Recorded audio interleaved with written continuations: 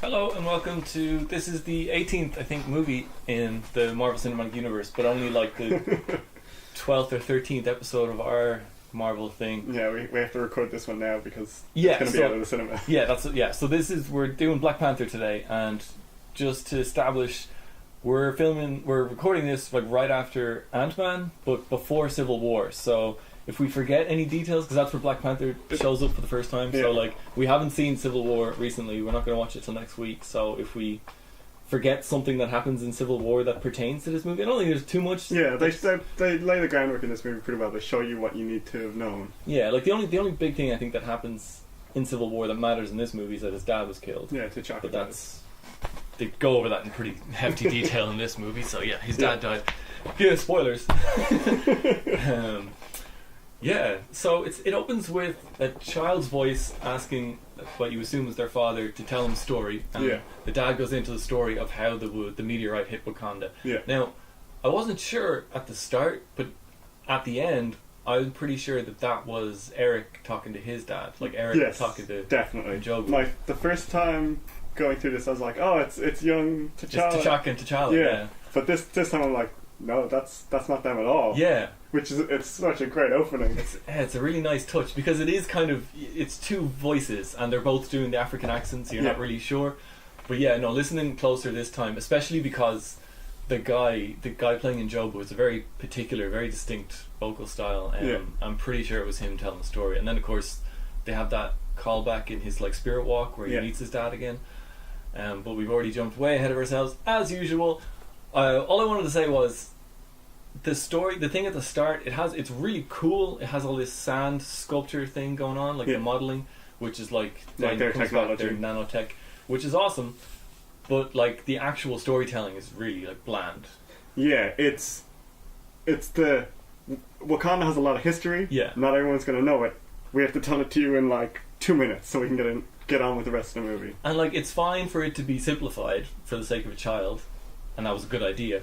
But there's just something. There's no flair to the way it's spoken. That would have. I feel like that would have started the movie off on a much stronger footing. Not that it needed it, because every subsequent scene just gets better and better and better. It's a good movie. Yeah, I just as a kind of cliff notes of Wakanda, I feel like they could have taken a second pass at that part of the script. Yeah, I agree. It was. I saw it was exposition. I knew it was exposition. Felt it was necessary exposition, and I was like, okay, that's an okay way to do it, but they could have been done a lot better. Yeah. And then it's sort of, so that's like kind of a cold open, followed by a second cold open, which is, we're not in Wakanda at all, we're in Oakland, California. 1992. We're sort of meeting these characters who we don't know, who, basically there's two Black Panther Party members who are like arming up for a job. They're like looking at a map or something, and talking about how they're going to... the van will come around here. Yeah. And then there's a knock on the door, and two Grace Jones looking chicks come in, check the apartment out, stamp their spears on the ground. Magical vibranium spears. Yeah, magical light turner outer spears, and Black Panther appears. Really, he just had a clapper installed. Yeah. But yeah, so Black Panther is suddenly in the room, but he's come as a friend. Like he's in the Black Panther thing, but he's also wearing the King's sash or whatever. Yeah. And he like immediately takes the mask off and he's like, "Hey, how's it going?" Yeah, you're my brother. He's here to accuse him of something, but I think he doesn't want it to be true. You know, like he's come here hoping that. Yeah, or at the very least that his brother will own up to it at first, so that he won't have to accuse him, and that he can just sort of take him home, deal with this, and move on with their lives, kind of thing.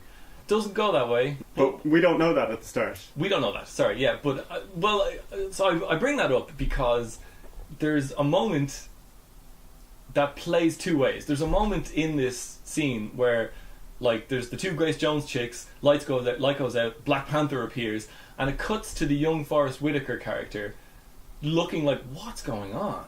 Yes. But we know from later in the movie that he's a spy and he knows exactly what's going on, and he in fact called Black Panther here to confront his brother.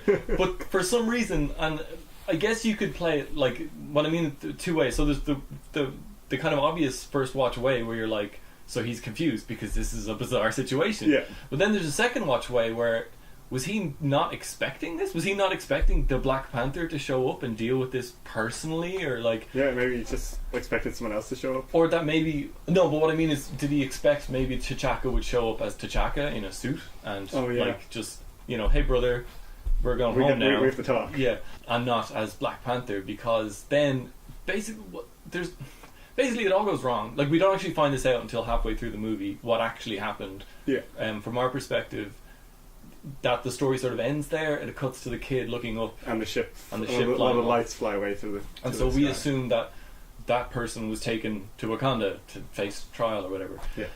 But later in the movie, we find out that what actually happened is he went to shoot Forrest Whitaker's character because he was a spy. Because he was a spy, and because he felt betrayed by him, and Black Panther stopped him and then killed him, which was completely unnecessary. Like, he stopped him, and his suit's bulletproof, so he could have stopped him for all day. There's no way Forrest Whitaker's getting killed. He wasn't wearing his helmet. He wasn't wearing his helmet, but he wasn't shooting at him. Yeah, that's true. And he had the hand, and vibranium's invulnerable, so he's holding this guy. There's no way for the guy to get out of this, but he still decides to murder him, and that's his brother that he's choosing to murder. Well, his brother has betrayed the country. Yeah, and caused Claw to get in, steal half a ton of vibranium, and kill loads of people on his way out. Sure, but for example, since he's in the movie anyway, Bucky is not Steve's brother, and Steve has gone to phenomenal lengths to avoid killing Bucky, who has done at least as much damage as Claw. That's true, but Steve is a different character altogether. I suppose so, but yeah, okay, that makes sense, yeah, because T'Challa wants to be better than T'Chaka, who's a bit of a hypocrite, really, and kind of an unashamed hypocrite, because he confronts him about it in the Spirit Walk, and he's like, listen, being a king's hard. You gotta make bad choices sometimes. It's hard to be a good man and a great king. Yeah, which is the theme all throughout this movie. T'Challa trying to come to terms with that fact, and trying to, how is he going to deal with these two realities? Do I try to be a good man, or do I try to be a good king, or do I try to walk the line in the middle? But we'll get to what he decides to do, because let's attempt to not pogo ahead every time. So then there's two cold opens followed by a mission. He's out on a mission. So it's like a week after. There's still news reports. Yeah, there's still news reports of what happened in, I guess, was it Austria or Vienna? Yeah. What happened, and I had a question about that. So they showed, there was a news report, and it showed Zemo, and it showed the explosion, and here's everything that's happened, and then it showed it mentions his name and then says King of the country Wakanda, and then it cuts to the kind of footage that I'm used to seeing in a concern goal or Red Cross appeal ad, where it's poor African people carrying water on their heads and living in abject poverty. So is there a section of Wakanda that lives in abject poverty as a cover? Yes. Oh, the border tribe. Oh, really? Yeah. Oh, well, I assume they don't actually live in abject poverty, but they at least put on that front for the outside world. I didn't caught that. Is that established? Or no, that's my take from it anyway, because the border tribe guards the border. So when people come in to look at Wakanda, they show them Wakanda. The border tribe. Yeah. Oh, okay. Right. Okay. I was just confused about that. Where did they get that footage, or did they Because there's an argument to be made that it was just a really funny gaffe that the news corporation had footage from any other African country, and we're whatever, it's all the same, right? Yeah. But yeah, that's okay. So there are people whose job it is to make the country look poor. That makes sense. Yeah, and I imagine they work on some sort of rotation system where it's it's my turn for a month to live in this hut out here, then I swap out and live back in the city for a month. Train the rhinos. So he's gone on a mission to rescue, I guess, a bunch of women who've been kidnapped. No, he's going on a mission to get Nakia, to bring her back for his coronation. Oh. She's on her own mission. Oh. And he comes in and is my father's dead, I'm big crown, I want you to be there. Oh, so he's actually interrupting her mission. Yeah. Right, sorry, okay. So he wasn't... So he was just going to let this happen? Well, she was on her own mission to do and presumably she would have rescued all the women. Yeah, done fine. I don't know, because they keep alluding to the fact in the movie that she's not a hero, that she's the kind of. But yeah, she's a spy, so she was she's the Black Widow. Yeah, she's there to gather information about it and stuff, I guess. Okay, but anyway, he's attacking this convoy for whatever reasons. Yeah. For some reason. and it comes up again and again in this movie, but he decides to go with stealth, right? So like he drops the weird things onto the cars that shut them all down, and then hides in a tree, and they sort of fan out into the forest to look for what's going on, and then somebody sees him in a tree, and he dispatches those guys, and then their body comes flying out of the trees, and they're all freaked out. Yeah, brutally, like smashes into a car. That guy is dead twice over. And they all kind of open fire in every direction. And then the fight, like, he's sort of picking people off at the start, and by the end of it, he's literally just walking around, hitting people as bullets are hitting him. Yep. And I'm like, if you're invulnerable, why bother with stealth? What are you doing? Why even shut down the cars? Land in front of the cars. Like, do you remember later in the Korean fight? Sphere? Yeah, the vibranium spear. Land in front of the cars, allow them to hit you, wait for them to get out, and then just disarm them all. You didn't even need to kill them. Like, they can't hurt you. Yeah. Which that's going to be a recurring thing for me. That the problem of vibranium is that it shuts down all drama in the scene, because T'Challa is at all times invulnerable. Yeah. He is Cap's shield in an entire suit. Yeah. So, the only thing there is that there are hostages in the van, so he has to be stealthy a bit, so that they focus on trying to shoot him and not just like if he's just walking at them, they'll just grab a hostage and be like, stop. I guess so. But like, which they do at the end of the fight, but then the general one guy at the end of the fight grabs a hostage because he's terrified. But I mean, I don't think these are hostages to begin with. I'm guessing these women are being trafficked. Like, these women are a commodity. So shooting the women is not going to be anybody's first instinct, because that's the whole point of this convoy. Is to get these women to wherever it is they're going to be sold. But he's there to save. Well, not to save them. No, he's not. Exactly, he's there to get Nadia. I don't know. It's just, it's like, obviously, it's done this way because he's a Panther motif, and so he has to be in a tree and he has to attack like a cat, and I get it, but it doesn't stand up to examination. So this is like the second, maybe third time I've seen the movie, and the more I watch it in this, like, scenes where he's wearing impervious armor and choosing not to fully utilize it, it frustrates me, because I'm like, you know what? This isn't my fault, movie. You set the rules. You established for me what vibranium can do. And now it's invincible. So he's invincible, and he's not using that to his advantage. So come on, cop on. Yeah, no, having the entire suit be made out of vibranium is a bit, like, over the top. He's OP, yeah. he's a like, having vibranium claws and all of the Black Panther abilities, that's enough for him to have won that fight anyway. Yeah. Without having to be also invincible because of vibranium suit. That's and also the second problem this establishes is, why doesn't anyone ever try anything else than shooting him? There's like 12 guys, they're all shooting at him, they're all watching the bullets hit him and do nothing. He's not even breaking his stride, he's not even flinching. So why are you still shooting at him? At a minimum, somebody should have dropped their gun and just run for it, right? I don't understand this sort of this incredible blind bravery of the mooks, of the kind of the henchmen or whoever, who will just stand there and empty their clips into a clearly invulnerable opponent. An Avenger showed up. Let's just shoot at them until I'm out of ammo. Oh, now I'm dead. I mean, it's like I said about in Ultron, Strucker's guys, when he's like, the Avengers are coming, he's like, well, we're gonna have to hold them off, right? It's like, they're the Avengers, you know, like, just to have that, like we were talking about in Ant-Man as well, a movie that recognizes some of the foibles of the Marvel Cinematic Universe, and at least has a character acknowledge them on screen, like, let's call the Avengers. This is a situation for the Avengers.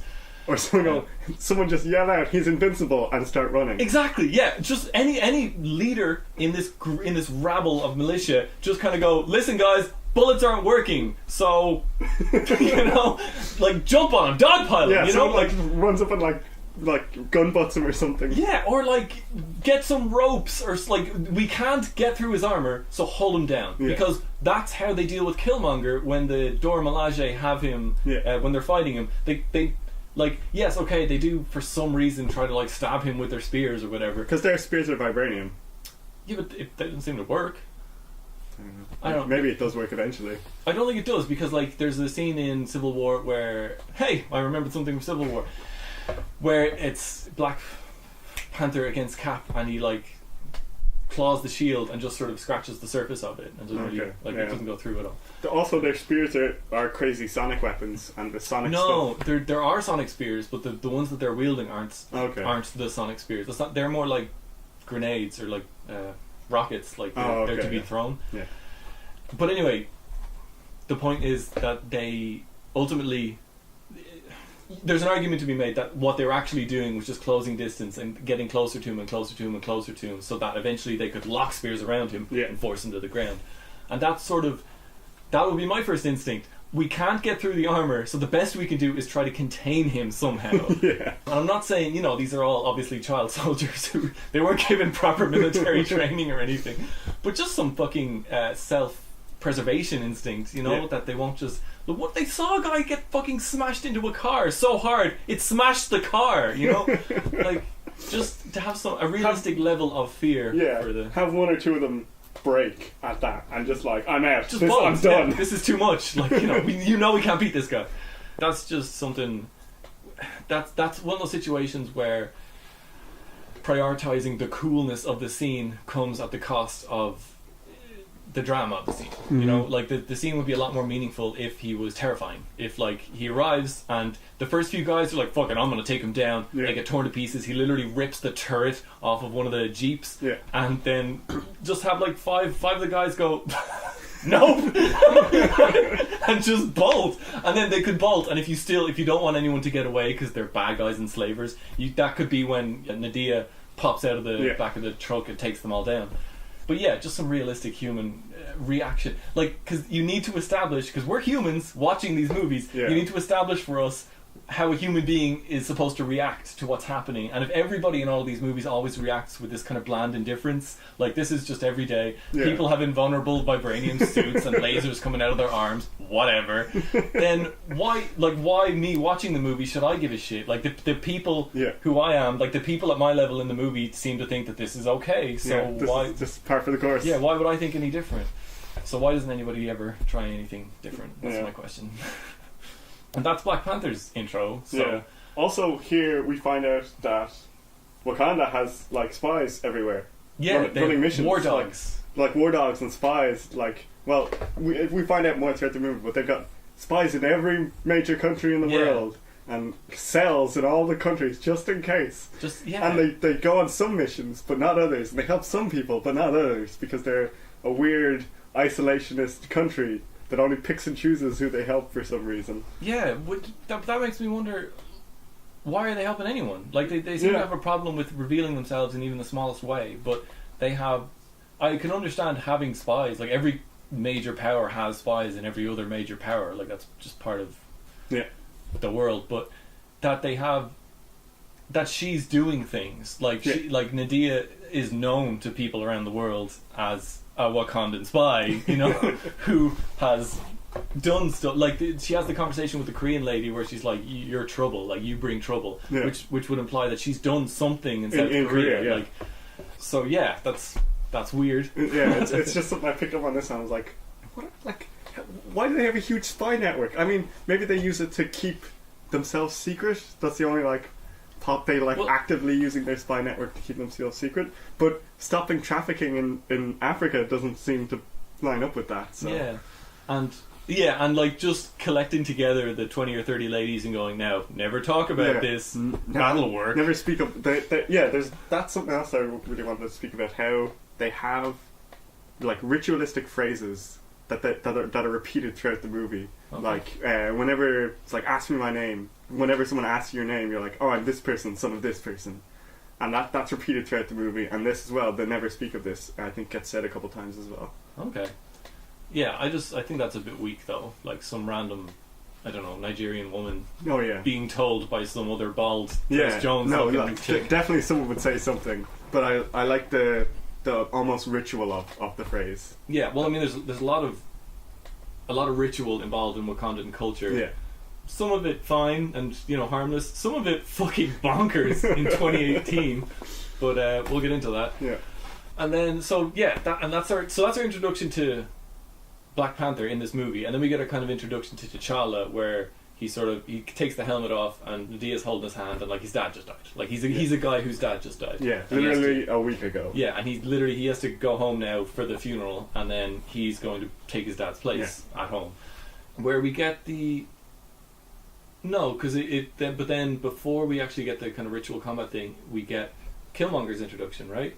It goes to London. Well, yeah. So first we get the flying in scene to Wakanda. We get to see Wakanda. We go through like the force field. Yeah, the hollow force field, and he lands on the landing pad, and we see the Queen Mother and his sister, the princess, and they have like a joking family reunion. Even though it's a sad occasion, they still are joking. They're jiving. Yeah, and they feel like a family to me. Yeah, they do. They've got really good chemistry on screen, and it feels as well like the Dora Milaje are sort of part of the extended family to an extent. Like they're sort of the butlers they grew up with or something. Yeah, and so that scene really like hammered home the relationship at the very least between the princess and the prince.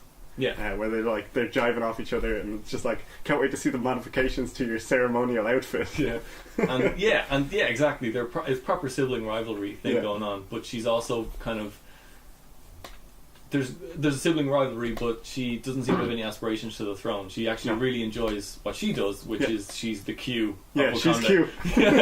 She's like, come and let me show you the gadgets I've made for your further missions. Yeah, and she says something here that also ties into the tradition versus change aspect of the movie as well, where she says, just because something works doesn't mean it can't be improved. Yeah. Which is like, it was a really nice line that helps. That's the whole, that the sets whole up the central motif of the movie. It's like, okay, Wakanda's working, but the world is changing. It could be better. Yeah. And then we get Killmonger's introduction. Which, I loved it so much. Because there's so many different ways you could introduce a character like this. Yeah. And I guess technically they did introduce him as the kid playing basketball earlier in the scene. But we don't know that. Movie, but we don't know that. And that he gets this introduction, which, like, it's equal parts Malcolm X and Tupac, because he's this kind of, he's putting on this cultured affectation when he's talking to her. Yeah. But as soon as she's down, he suddenly switches to the streets. You know, like his accent drops, and he's like this. Still highly intelligent, but like also very street. Like when so the thing, like he comes in, he's already poisoned her coffee, and he's just sort of teasing her. He's asking her about all these African exhibits in the British Museum of African Culture, and just kind of giving her an opportunity to trip over herself, so that he can then pull the rug and be like, "Well, now, how did you get a hold of these artifacts? Like, I'm going to take this off your hands. Oh, it's not for sale. Oh, did you buy it? Did you spend money on this?" Yeah. He has arguments that. Like his arguments have a point. They're like good arguments. Yes, they are. They're great arguments. Like he's one of the best villains. He's one of the best villains. I think. Yeah, like there's no argument against him being definitely one of the best Marvel villains so far. I do have a problem with how he was handled to an extent in this movie and his ending, but we'll get to that. Yeah. But yeah, in terms of like just a proper human being first, you know, like what none of the villains. Even Loki to a point, like what almost none of the villains so far have been, are like he's a human being first, and so we don't know that he was a kid who grew up in the streets or whatever and had a pretty tough life, it looks like, but straight away from this he seems like a reasonable, educated individual with an agenda that so far, even though he's done some stuff wrong, I can't really argue with it, you know. His arguments are good. Maybe his methods aren't the best, and the thing is, and they even kind of play away the methods, because at this point that's when Claw comes in. We also get the Claw introduction when he sort of comes in to save the day, turns around and shoots everybody, then lets this one guy go, but then shoots him, but then Killmonger gets to have that moment of going, hey, why don't you just shoot him right there, as if like, what's wrong with you fucking maniac. And Claw has the perfect excuse, which is like, makes us look like amateurs if he's over there. But it also like it has this dual purpose of he has set this up to steal this artifact, but he didn't necessarily know that Claw was going to pull this shit, you know. And it sets it up for Claw being the bigger villain. Yeah, a little bit. And what we're used to, you know, the white man is the real bad guy. The colonizer.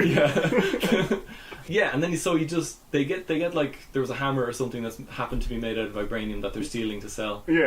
I've got a question about that now. And then he just sort of opportunistically grabs a random African headdress. Yeah. African from some particular country headdress that he just likes. No, I'm just feeling it. Yeah. And then his girlfriend, who apparently was working at the coffee shop as a cover. Yeah, so she could hack the cameras. Oh, okay. So because she looped the cameras or whatever. How long this was, like, how long did it take to set that up then? Yeah. Since the robbery itself only took about 20 seconds. Yeah. The girlfriend who, like, it was weird that she was a girlfriend to me, because I'll go back to the hammer in a second, but like they succeed. Yeah. He gets wheeled out of there as if he's on the stretcher, and then like wakes up and they just start kissing like fucking crazy. Yeah. Like kissing like they literally have just fallen in love that day. Yeah. You know what I mean? Yeah. Like it's really intense. And then the next time we see her, he kills her. Yeah, instantly. With no hesitation whatsoever. He's like, she's in the way of Claw, she's dead. Yep. Period. So like, why did you? I guess maybe to establish for us that he's a psychopath. Yeah, that he was like, he established a relationship to use her because she was useful in crime. Okay, but that's fine. But then why was he also her girlfriend? Or she also his girlfriend? Like it's probably to bring her into the crime or something. I don't know. She seemed like the way she carried herself. It seemed like she didn't need to be his girl. Like she was happy to commit crimes. Yeah. But anyway, yeah. I just find that weird that they made a point of making them seem like in puppy love. Yeah. And then he shoots her. Well, Claw references it later. They're sort of a Bonnie and Clyde duo. Maybe there's a scene missing or something. Maybe. Because they don't really seem to have a relationship outside of that. Yeah. Well, they are in, like, those two scenes are the only two scenes that's that the are whole together. thing, yeah. But anyway, the hammer, you had a question. Yeah, it's rusted. There's like an outer coating of something. Yeah, but vibranium shouldn't, like no, rust. but there's like a metal outside, right? Because he shakes it off. Well, I like, my arm. take from it was that it was like an old rusted artifact or whatever, and he shook it and it, like, vibrated the rust off. Oh, okay. But maybe it was just an outer coating, because I was like, if it's like, does vibranium tarnish like other metals? Does it oxidize? Well, it wasn't tarnished. When he shook everything off, it was still gleaming. Yeah. But I don't know. Maybe there was something else on it that rusted. You know what I mean? Or maybe somebody had tried to make an alloy, but like it was made hundreds and hundreds of years ago, so they had failed, and all they had done was coat the outside of vibranium in a different metal. Maybe, yeah. Yeah, no, good spot. Didn't occur to me. Because it's meant to be indestructible, so if it slowly rusts over time, it's not indestructible. No, nothing can survive oxygen, not even us. So, yeah, he steals this thing, and then we go back to sort of what's his name's dad's funeral, and then his ascension. Yeah, the coronation ceremony. Yeah, his ascension, which is like, this is a terrible way to run a country. Like, I know there are still monarchies that exist, and like functional monarchies that exist in the world today, for sure. Not a lot, but there's still some, and I assume they work to an extent. Yeah. But this isn't just a monarchy. This is a monarchy where, when the previous monarch dies, you can challenge his like successor to single combat. One of the tribes can challenge the successor, or someone of royal blood. I assume any of the tribes can challenge, right? Yeah, like each of the tribes has a chance to challenge. But so, like, if that tribe challenged, wore him out, and then the next tribe challenged, what happens? Exactly, Yeah. Because this becomes an important point later in the movie, because he dies in a challenge, is actually saved, and they give him the herb, and he becomes Black Panther again, shows up again. He's like, I didn't die, and I didn't yield. So the challenge is on, and that's enough for the Dora Milaje, because like she's conflicted anyway. Yeah. But she has, like, she believes in the throne, and she believes in like the law and tradition. Yeah, I've dedicated my life to the tradition, and so I'm going to protect the tradition. But as soon as she sees that he's alive, that's enough for her to be like, Dora Milaje, he's still the king technically until the challenge ends. Yeah. So we're taking his side. Yeah. And that's all it and she immediately throws down with Killmonger. So what I'm saying is, it's a dumb way to run a country, and the kind of the challenge system leaves a little bit too much to chance, because I'm of the opinion that M'Baku challenges him to test his mettle. I don't think M'Baku really wanted to be king. He just wanted to make sure that the next king would be a strong person. Like someone who, first of all, would be willing to take the challenge, and second, would fight to the death. Like he took him as far as he could possibly take him, and then I think in the end of the fight, like, he was just stubborn enough that he didn't want to give in, but he's like, no, the guy beat me fair and square. Yeah. he eventually yielded. And T'Challa makes a good point to him that your people still need you. Yeah. So there's like maybe not that, and that could be subtext that I've just read into and made up for myself. But I like to think that he just challenged him to see, you know. Yeah, that's a good point. I didn't read it that way, but now that you mention it that way, it's like, oh yeah, that could be what he was doing. But so in that circumstance, so say anybody else had that idea, and then M'Baku had showed up with the same idea, and basically he had fought an epic fight only to have to fight a second epic fight that he couldn't possibly win, which is what happened. Which is Eric Killmonger showed up a few days later, and he went, I assume that's going to do something to you, having the herb taken out of you, put back in and then taken out again. Yeah. Like, that's got to fuck with your hormones or something, because he doesn't have as much fight in him in the second fight. True, but I think he also would have won the second fight if he wasn't trying to be a good man. Which we'll get to when we get to that fight. Right, because he kept letting him stand up when he had him. Yes, and he knocked him down, put his staff there, and was like, yield. Like, he could have killed him right there, and it would have been over. But he was like, no, yield, because he doesn't want to kill. Because he wants to be the good man and the good king. Oh, okay. Yeah, no, I was thinking that because, well, in the first fight, you see, that's the thing. I was thinking that maybe there was they had actually thought of that in the system, in the kind of Wakandan system. Because in the first fight, there was a couple of moments where, like, he got knocked down or M'Baku got knocked down, and they gave each other a berth to get back up. But when that happened, whenever anybody got knocked down, the Dora Milaje and the other guy's honor guard would close in, just take a step forward, and then next time another step forward, to the point that eventually, when someone went down, you couldn't back off. Couldn't get back like, up, you wouldn't have an option anymore. Which makes me think that, like, there's a part of the ritual of the combat is that somebody needs to make a decision to yield, or someone's gonna die. Or both of you. Or you're both gonna be pushed off the fucking waterfall. But they didn't do that. The Dora Milaje didn't actually surround him in the second movie. I suppose because Killmonger didn't bring an entourage. Yeah, didn't have an entourage. But yeah, like, that's a good point. Yeah, okay, well, we'll talk about that when we get to the Killmonger fight. Yeah, this ritual, the first ritual anyway, also had a feeling of ceremony. Yes, like, it's a ceremony that we all come down here and we pronounce, like, is there going to be any challenges? But no one's ever meant to not anymore. People don't challenge anymore, even though it's still there. We still go through the routine. That's what I got the feeling of when they asked all of the tribes. All the tribes were like, "Oh, we don't challenge. No, we don't challenge." Okay, but if that's the case, why is it upheld when a random Californian shows up? Yeah, because it's the law. Exactly. So, like, it's either ceremony or it's the law. It can't be both. And I think, like, it's either a case of the movie's trying to have it both ways, or this is just a bonkers political system. Yeah, I mean, it is a bonkers political system. But I get the feeling that, like, yes, it's the law, but all of the tribes don't want to challenge. Yeah, there's an understanding, like an unwritten understanding that we don't ever challenge. Okay. I suppose unless a king turns out to be a despot. Yeah. Why does everyone in Wakanda speak English? They were never colonized, and most of the African countries that, like, speak French or speak Spanish or speak whatever, they speak that, like, Dutch or whatever. Oh, Dutch is a language. Is Dutch a language? Maybe. Yes, it is. Yeah. Shit. That's a really ignorant thing that's going to be on the internet now. Yes, of course Dutch is a language. It's the language of Holland. I apologise. But those African countries that have those as a second language is because they were colonized and taught that language, and then the colonists left. So why would Wakanda speak English? Why would they learn English? That's a good point. Besides that, it's the language spoken also everywhere. But they don't have dealings anywhere. That's true. They don't trade because they don't have money, apparently, even though they have so much money. Yeah, I don't know. Another good point is, why does T'Challa know Korean? Well, I took that, like, him and not India. What's her name? The girlfriend. Is the girlfriend India? No, it's Nakia. Nakia. Sorry, it is. Yeah, it is. It's the girl. Well, it's girlfriend. I took that as because, like, they're part of the royal family, or, like, they're part of the royal tribe or whatever. They are the face of Wakanda. They're the people who do go to other countries, and, like, he's the guy who accompanied his father to the UN to talk about the Sokovia Accords. So it's, and because they live in abject wealth.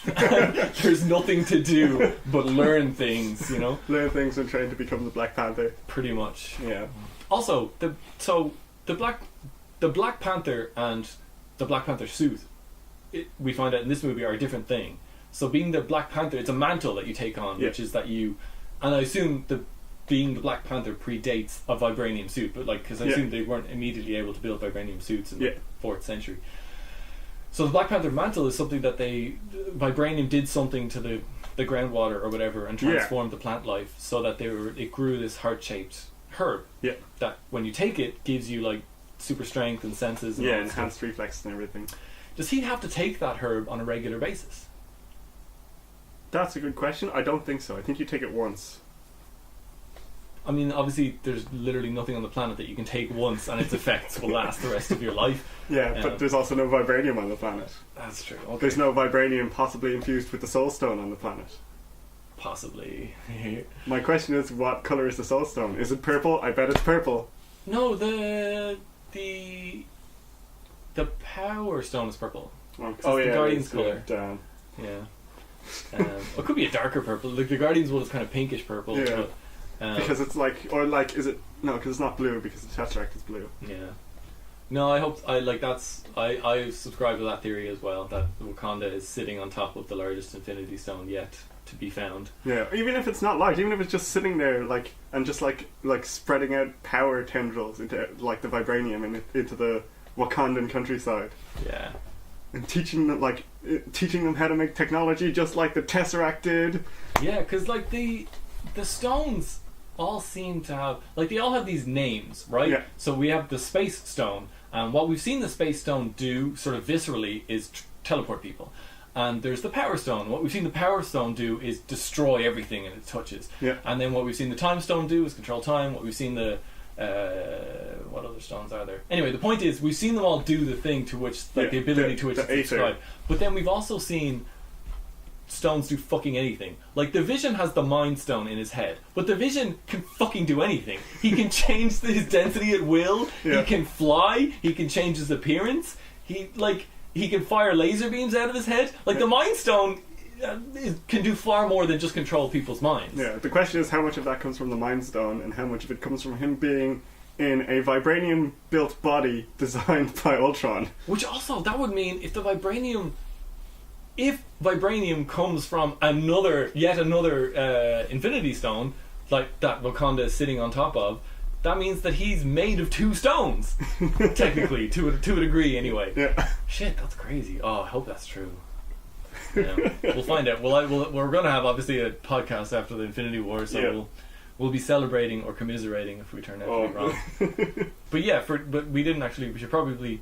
So there's a theory going around, by the way, listeners of this podcast, of which I'm sure there are 6 or 7, that Wakanda, the Wakandan meteor, was one of these. What's left? There's only one stone left. The Soul Stone. The Soul Stone. So is the Soul Stone, or the Soul Stone was in it, or something. And they even they go to the spirit plane. Yeah. They can talk to their ancestors like they're living people. Yes. Like they never died. Yeah. Like he can talk to his father. Oh, that works so well.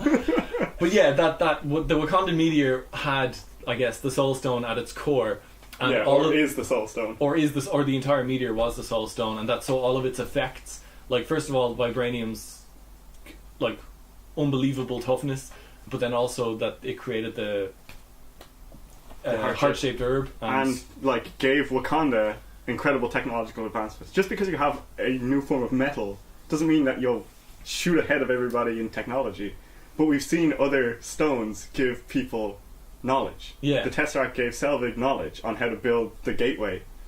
Because they never go into how Claw talks about how they have vibranium and they make all their stuff out of vibranium and it makes them all really tough, but they also have crazy technology. They make their weapons out of vibranium and vibranium. Yeah, they put it in their clothes. They put it in their clothes, and it's all of their tech comes from vibranium. It's how did all of that come from a metal? Yeah, you know? a strong metal. Yeah, but if that metal also happens to be imbuing everyone who lives on top of this meteor with the knowledge required to create all this crazy tech, then that would make sense. It would make sense for that meteor to happen to also be an Infinity Stone in there. And it would give Thanos a great reason to go to Wakanda and start a battle over that stone. and also that would look freaking cool on screen. And also, and it would also, they've sort of very organically consolidated a lot of the Avengers in Wakanda, because Bucky basically had to be sent there. It was the only place he'd be safe after the events of Civil War, and now that Cap has rescued everybody from the raft. There's pretty much nowhere he can go. I mean, like, there's the US military, there's the United Nations, Sokovia Accords, and then there's Tony and the remaining Avengers. So there's nowhere on Earth that he will be safe except for under the holographic field of Wakanda. Exactly. So yeah, they're probably all going to end up there on Wakanda, and that would make sense that they would all be there when Thanos shows up and he's like, "Hey, I need that meteor." Yep. But we'll see. I can't. How did we get there? We were talking about something to do with the heart-shaped herb. Yeah. So okay, I guess maybe he just has to take it the once. I'm just wondering, because that's going to matter now that it's gone. There's none left. It's all been burned down. Yeah. I can't wait for Shuri, his sister. I can't wait for his little sister to meet Tony. Yeah. And have a geek off. Who's the smartest guy in this room? Oh yeah, the whole scene of like, here's all the kit you're gonna need when you go track down Claw. Here's like the three options for the scene where she's like, now kick the suit, or no, like hit it. Strike the suit, and he like kicks it so hard it goes flying across the room, and she freaks out, and then brings it back, and then takes out a camera, and he's like, kick it again. Yeah, I really like their bracelets as well, because they're basically like a smartphone. Yeah. They have all the technology of a smartphone, but it's a bracelet. Yeah, it's perfect. And instead of a screen, they just create these sand sculptures that float in midair. They're like nanite sand sculptures. Yeah, it's cool. You can see everybody in full colour and sort of 3D. Yeah, and they have like lights on them, they have video recorders, they've got trackers, their phones. Oh, it's perfect. And also can heal people's gunshot wounds to the back. If you just press one in there. That's all it takes, apparently. Yeah. We'll get to that, but I have so many problems with the way medicine works in this movie. So a thing I noticed, a nice thing I noticed, the throne room, that it has the like soil. Yeah. That like it's got its walls and floor and everything, and then right in the center is like the ancestral plane soil, right there, like sort of ground the king, to remind him of where he is, what he rules over. Your roots.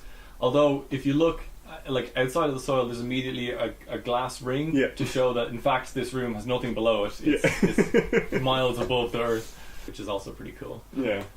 So Ulysses S. Claw is the fucking MVP of this movie. Oh my god. Like, I'm guessing Andy Serkis read the script and was like, alright, well I'm gonna die, you're gonna fucking remember me. He played it so amazingly. Just stop doing this, Marvel. Like, stop getting these stop getting these above average great actors and then killing them. Why are you killing the great guys? Yeah, he could have gotten away, it would have been fine. Yeah, and he's the guy who gets away. He's the weasel, he's the slimy enough guy to actually escape. And I understand that you needed this for this bullshit Wackabee's personal vendetta against him thing, but I also have problems with the way that played out. Yeah. But anyway, MVP. There's nothing like a bad guy who loves being a bad guy. Yeah. Who just enjoys it so much. Like, it would never even occur to him to go straight. It would never even occur to him that what he's doing is anything other than the best idea. Yeah. And who has his own mixtape. Give him the SoundCloud. Somebody's got the SoundCloud, right? Please don't make me listen to you. and enjoys, like, he comes so close to dying, but always gets away with the skin of his teeth, and then just celebrates immediately. Like, that was awesome! I made it rain! Like, he loves being a villain and like just living life on the edge, and that's kind of his. That's where he's kind of the, like, in the same way that Killmonger is, again, a mirror of fucking T'Challa, where like they're both sort of trying to be the best version of what their father foresaw for them. Ulysses is like the perfect just keg of dynamite, like this guy whose only job is for both of them really to just fuck up their plans. Like he's a foil for both because like Killmonger is forced to rescue him, I guess. I'm not really sure why he did. So there's a bit in the middle of that story where doesn't really make sense. I guess unless his plan was to have Black Panther come, fail to capture him, assuming that, like, to help fracture Wakanda, and then show up saying, "Oh, look, he failed, but I succeeded." Like, so I don't understand why Killmonger rescued Claw. Look, let's go all the way back. They capture Claw. Like, they have this. First of all, they have this fucking amazing chase scene where. Well, okay, no. First, we have the scene where they go to this back street casino. No, first we have the scene where they talk to the Korean lady. No, Steve. First we have the scene where he has to convince the council to let him go to Korea. No, before that scene. Yeah, no. They have this like crazy casino fight scene where. Basically, the Okoye like gives herself away immediately. Like, she gets spotted by one of either Claw's guys or the CIA guys. Yeah, I think it's one of the CIA guys. And he's like, "You suspicious-looking black lady, what are you doing?" Yeah. And she just makes no attempt to like solve this thing diplomatically. He gets within striking distance, and she strikes, and that's it. And then like rips her wig off and swings it at another guy, and then just starts spearing people on the second floor. And one of the guys comes flying down onto the and then everything craps kicks deck, off. and then everything kicks off. And like. Fuck's sake, Okoye. Like, as cool as it is watching you fight, like, for God's sake, this could have went a lot better. Yeah. And then Claw's like, bleh. Yeah, he's trying to... This is the first. No, this is the first. Not the first, but this is like the most glaring example for me of T'Challa not taking advantage of the fact that he's invulnerable. So he's wearing the necklace under his suit because later, when he runs out of the place, the suit kind of disintegrates and the Black Panther suit comes out. But there's a scene where he's chasing Claw. Like, everything kicks off and he's trying to get to Claw, but everybody's getting in his way. And Claw's on the top of the thing, and he uses his Black Panther powers to jump up there. And Claw turns around and his arm turns into a gun. And T'Challa... Now, this sets up an amazing joke by Claw, so I'm going to forgive it before I even point it out. But T'Challa picks up a money box thing and puts it in front of himself so that the laser hand hits that instead, and he gets flung off and Claw gets a chance to escape. But you're wearing an invulnerable suit of armor. Yep. What are you doing? Like, it's not like you were trying to be fucking stealthy here. Okoye kicked off immediately. As soon as you walk out that door, you turn into the Black Panther and just rampage across fucking Korea. 2 sets of you, like, you're chasing Claw, and the others are in that other car fucking with the other guys. Like, you were seen, guy. There was no fucking stealth involved here. So why are you not using the fact that you're invulnerable? And that's where it kind of, for me, as soon as I twigged it, it changed the kind of the level of tension in all of the action scenes. Yeah. Because he's never in danger. He's never in danger. Yeah. I didn't twig it this watching it, but after you pointed it out earlier, I was like, oh yeah, he's literally invincible all of the time. Like 90% of the time throughout the film, he's invincible. And the kind of the functionality of the suit and the kinetic absorption thing, it just sort of it waxes and wanes as and when needed by the plot. Yeah, like, it's a MacGuffin. Yeah, it's bullshit because sometimes he can fucking pancake a car just by jumping off of it. Yeah. And other times he get like hit by a rhino, and he's like, there's the fight scene at the end where he's dealing with a whole bunch of guys, they're all like whacking him away, and he like explodes them off of him, and then he takes more hits, and a rhino hits him, and he gets like knocked back against a rock, and all of the colour in his suit drains away. Why? I don't know. Surely getting hit by a rhino should charge the suit up to full, and it's not like he would be hurt because he's wearing a vibranium suit. So all of the scenes of T'Challa getting back to his feet winded, it's bullshit. Like, you didn't feel any impact. Vibranium absorbs all shock, so it's bullshit. I understand that it's difficult from a filmmaking and storytelling point of view to deal with the fact that your hero's invulnerable. Yeah. You fucking chose it. There's nobody told you every fucking square inch of his skin had to be invulnerable, but it is, so you have to adapt the story to it. Yeah. My problem is the kinetic energy blowback system in the suits. Yeah. It seems just like put in there because it would be cool. Oh, for sure. Yeah. It doesn't really serve a purpose in the story. All of the fight scenes and everything, he could have gotten out of it in other ways, but it just like never in any of the fight scenes was this kinetic blowback ability like the clutch move. Yeah, pivotal, or the only thing that would have saved him in that situation. That's true, actually. It just seems like it was put into the movie because it would be cool. Yeah, like that hadn't occurred to me, but now that you said it, you're absolutely right, and now I hate it even more. Like, it's true. Like, that should have been. I'm gonna have a lot to say about the Killmonger v Black Panther fight, but that should have been how we finished them. If you're dead set on having them fight in the suits, which is just nonsense. Yeah. Then you should have made something of the kinetic kill vehicle thing.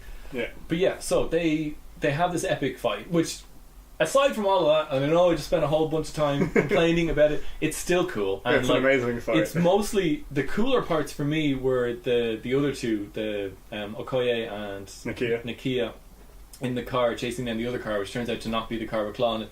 Where it's like she it's a vibranium car. Yeah, it's a vibranium car, and so she gets on the roof, sticks her spear into it, and just starts riding the car. And then it cuts over to Black Panther, who's on top of his car because his car is being remotely controlled by his sister back in Wakanda. Yeah. And it just occurred to me watching the movie, like anybody watching this with no context and just finding out that they're Wakandans, like, do Wakandans think that you're supposed to be on the outside of the car? Like, because of course everybody thinks Wakanda is this third world country. Yeah. So like the only two Wakandans you've ever seen outside Wakanda are on the outside of speeding cars, and you're like, did nobody tell Wakanda that you're supposed to get inside the car?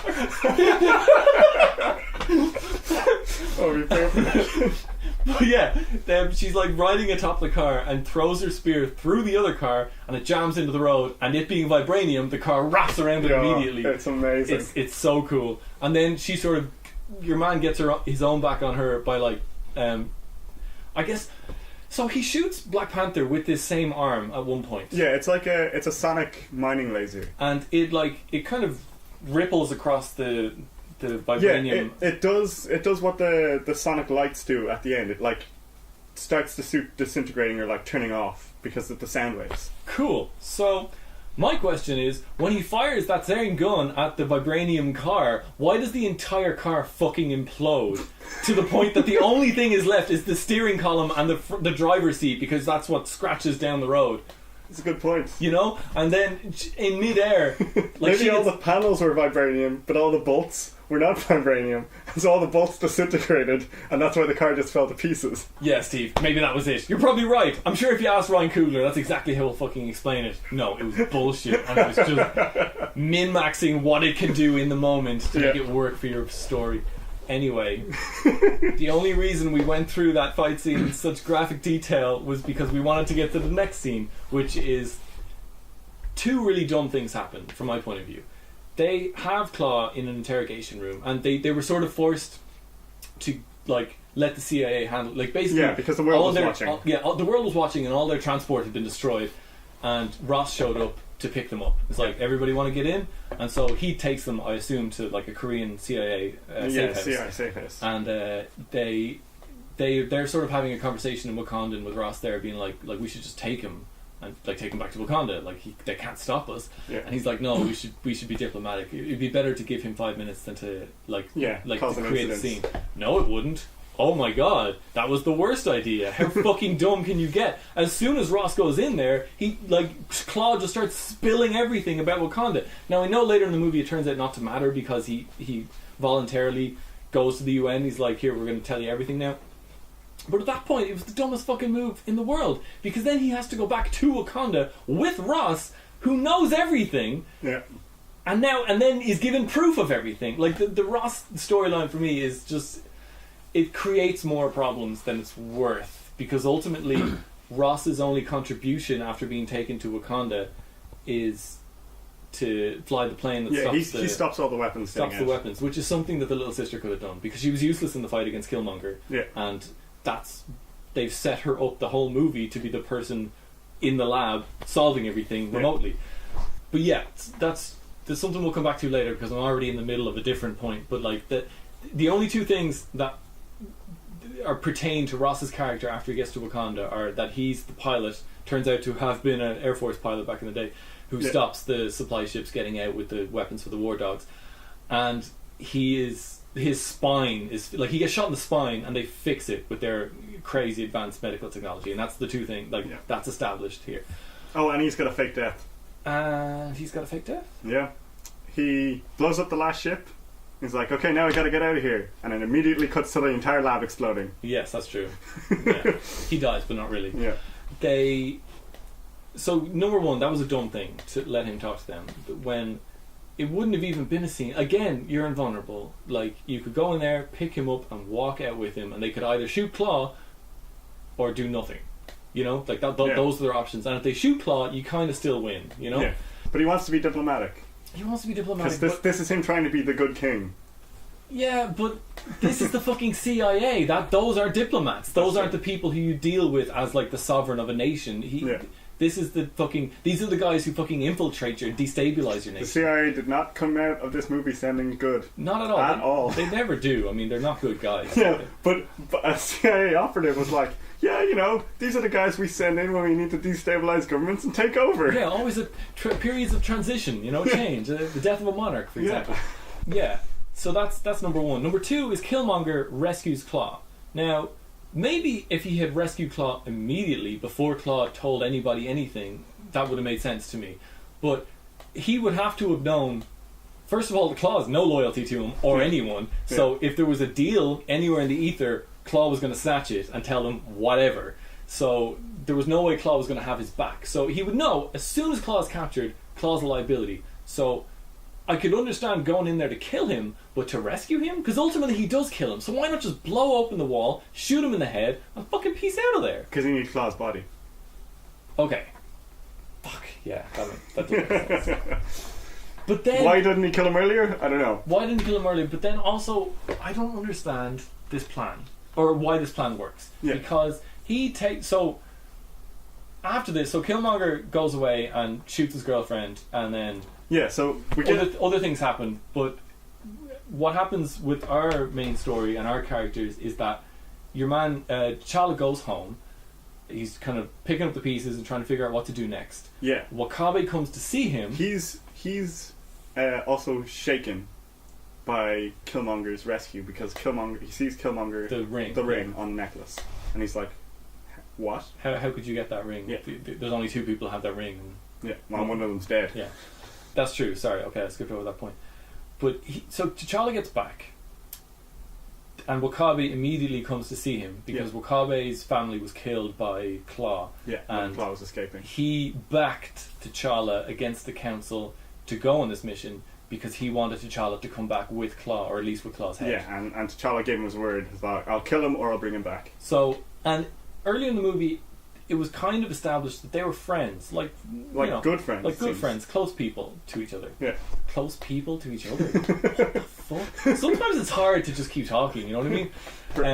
Yeah, they seem close, and the movie makes a point of establishing that. There's no reason why they couldn't have been political rivals. You know, like the movie could have made them political rivals, and he would have been an equally interesting character. Yeah. But the movie decided to make them friends, They seem or at least seem like friends. Yeah, they seem contemporary in age. Like they could have grown up together, and they would have grown up. Like he seems important in his tribe, and T'Challa's obviously important in his tribe. So they would have had a lot of interaction. Like they seem like friends. So he appeals to T'Challa as a friend, either kill Claw or bring him back to me. And then when he comes down, T'Challa's in like the laboratory with the sister, and he's like, "Where's Claw?" Yeah. He's like, "He got away." That's all he says. He got away. He slipped through our fingers. He slipped through our fingers. Through our grasp or something. And immediately, like on a dime, Wakabe's like, "I thought things would be different, but they're the exact same. You're just like your father," and fucks off back up the stairs. Yeah. Now, I understand why Wakabe might get a little heated, but for God's sake, and the whole movie rests on this moment. Killmonger's entire plan is on this pivot right here. Yep. And all T'Challa had to do was tell him what happened. Yep.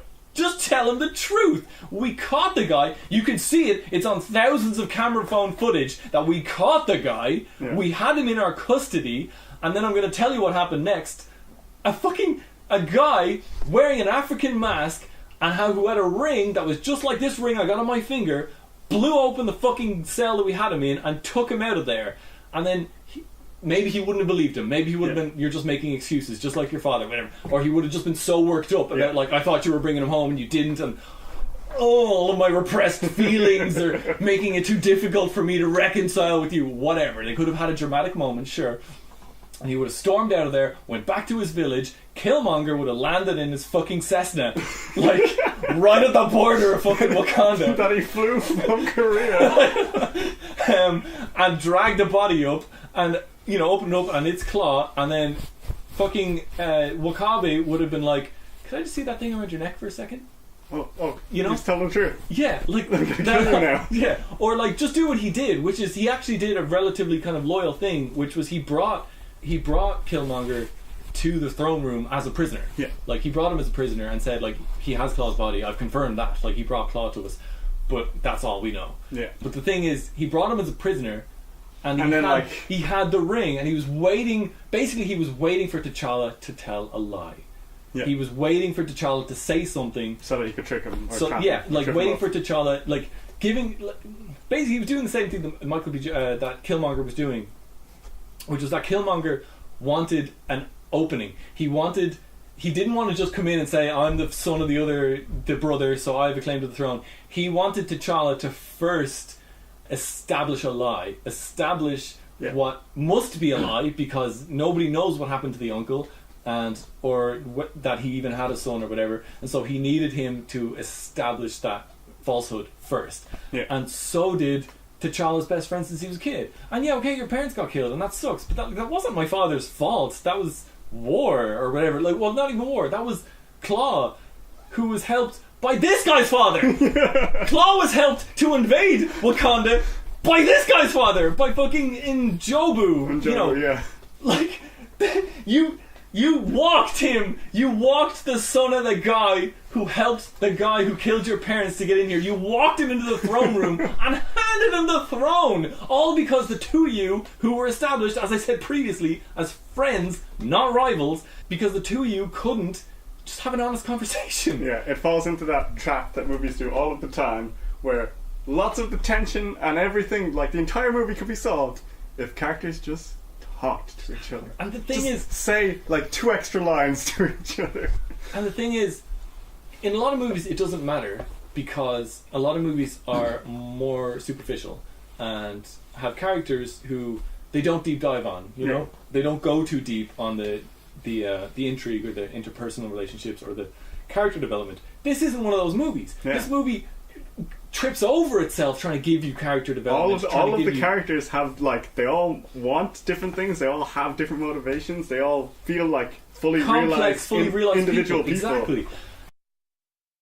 So with their own inner turmoils and everything. Oh, it's really good. So in this movie, it's you can't overlook it. It's unforgivable, and as soon as you cop it, the whole second half of the movie doesn't work anymore, because at any time this situation could be resolved by T'Challa going to his friend. And the thing is, you could have fixed this so easily by simply having the guy not be a friend. Just instead of having him go and talk to him at the rhino taming enclosure earlier in the movie and establishing the fact that they're friends and that he has a relationship with Okoye, instead of that, and he could still have the relationship with Okoye, and that could be done in other interesting ways, but instead of that, just have him come to talk to him as like, we're in a period of transition, because that's what he seemed to be doing. He was going to other people, like all the important people. Yeah, like a montage of him. You know, I'm king now, so we need to re-establish relationships from a different, standpoint. Yeah.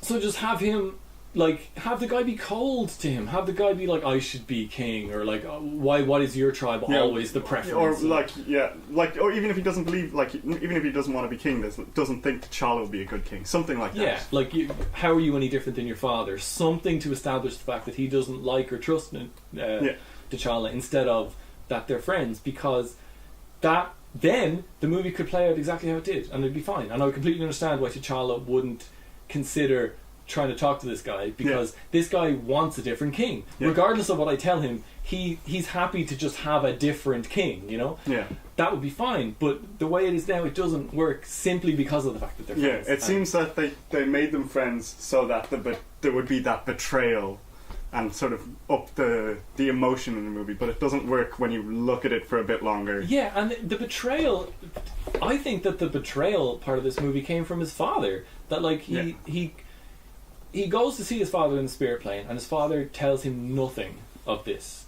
Which, that seems to me, like, when he goes on his spirit walk as Black Panther, like, the second time he goes on the spirit walk, his father takes this as you died. Now, I don't know, like, I kind of, in my head canon, I was like, people on the spirit plane don't perceive time anymore. They're on a different plane of existence, so time is irrelevant. So, when he sees T'Challa again, he thinks it's like 80 years later, and T'Challa has died, and this is him coming home. Because I have a different take on the spirit plane. Oh, sorry. Well, we'll do that after. But anyway, so my point is that he, when he goes to the spirit plane, and his father, who has been to the spirit plane before and understands the significance of this ceremony, would know that this is one of the last 2 times I'm going to get to talk to T'Challa, man to man. So, and the last time is going to be too late. He's going to be dead. Yeah. So this is my opportunity to share anything that I think he ought to know. You know, anything that might be pertinent to the king of Wakanda, or to the son of T'Chaka, or to someone who I fucking respect as an individual. Maybe this is the time to share any of those details, and he doesn't. And then when T'Challa dies and has to like take the root again, or take the herb again, and go back to the spirit plane, and his father thinks he's died, only then does his father actually tell him the truth, and only because T'Challa confronts him about it, like forces his hand on it. So for me, I never really felt like the betrayal, like I never really felt like that relationship mattered, because the other guy, W'Kabi, he never really carried himself as a friend to T'Challa, except for that one conversation they had. Everything after that, he was almost working against T'Challa by default. Which to me makes it seem like it would have made more sense for have that character be an antagonist from the start, not an opponent, not an enemy, just someone but who an doesn't antagonist, agree. someone who's not in this. But and then you'd still have the betrayal, but it would be coming from a much closer and dearer source, which it did anyway, you know, and they had that. What did you think about the spirit plane? So my take on the spirit plane was that, yes, it could have been that they're actually going to see their ancestors on some magical plane, but all of the knowledge that T'Challa gets from the spirit plane, he already knew each time he goes there. Oh, really? Yeah. So, like, he already knows that his father killed his uncle when he goes the second time, and he confronts his father about it. So it seems more to me like sort of a spiritually coming to terms with things yourself, and like facing your own demons about, say, your father, or your own faith in your father that you had, and seeing you're coming to terms with it. So instead of actually going and speaking to his father on some spirit plane, he's just sort of in his own head coming to terms with things, like sort of on a vision quest. Oh, yeah, that makes sense. Yeah, that makes sense. And so it's him dealing with all his like inner turmoil of like his. It's exactly like the first vision. It's all about how do I be a good man and a good king. And he's like, oh, you can't be a good man and a good king. And then the second one's like, how could you betray me? Oh, it was the lie I chose to admit, because he already knew that he'd lied. He never learns any new information from the visions in the spirit realm. Yeah, no, you're right. That's it's just completely valid interpretation. It's just of the him same tripping and going on a vision quest. Yeah, maybe. And same with Killmonger. Killmonger doesn't learn anything either. He just goes back to his old childhood home and talks to his father.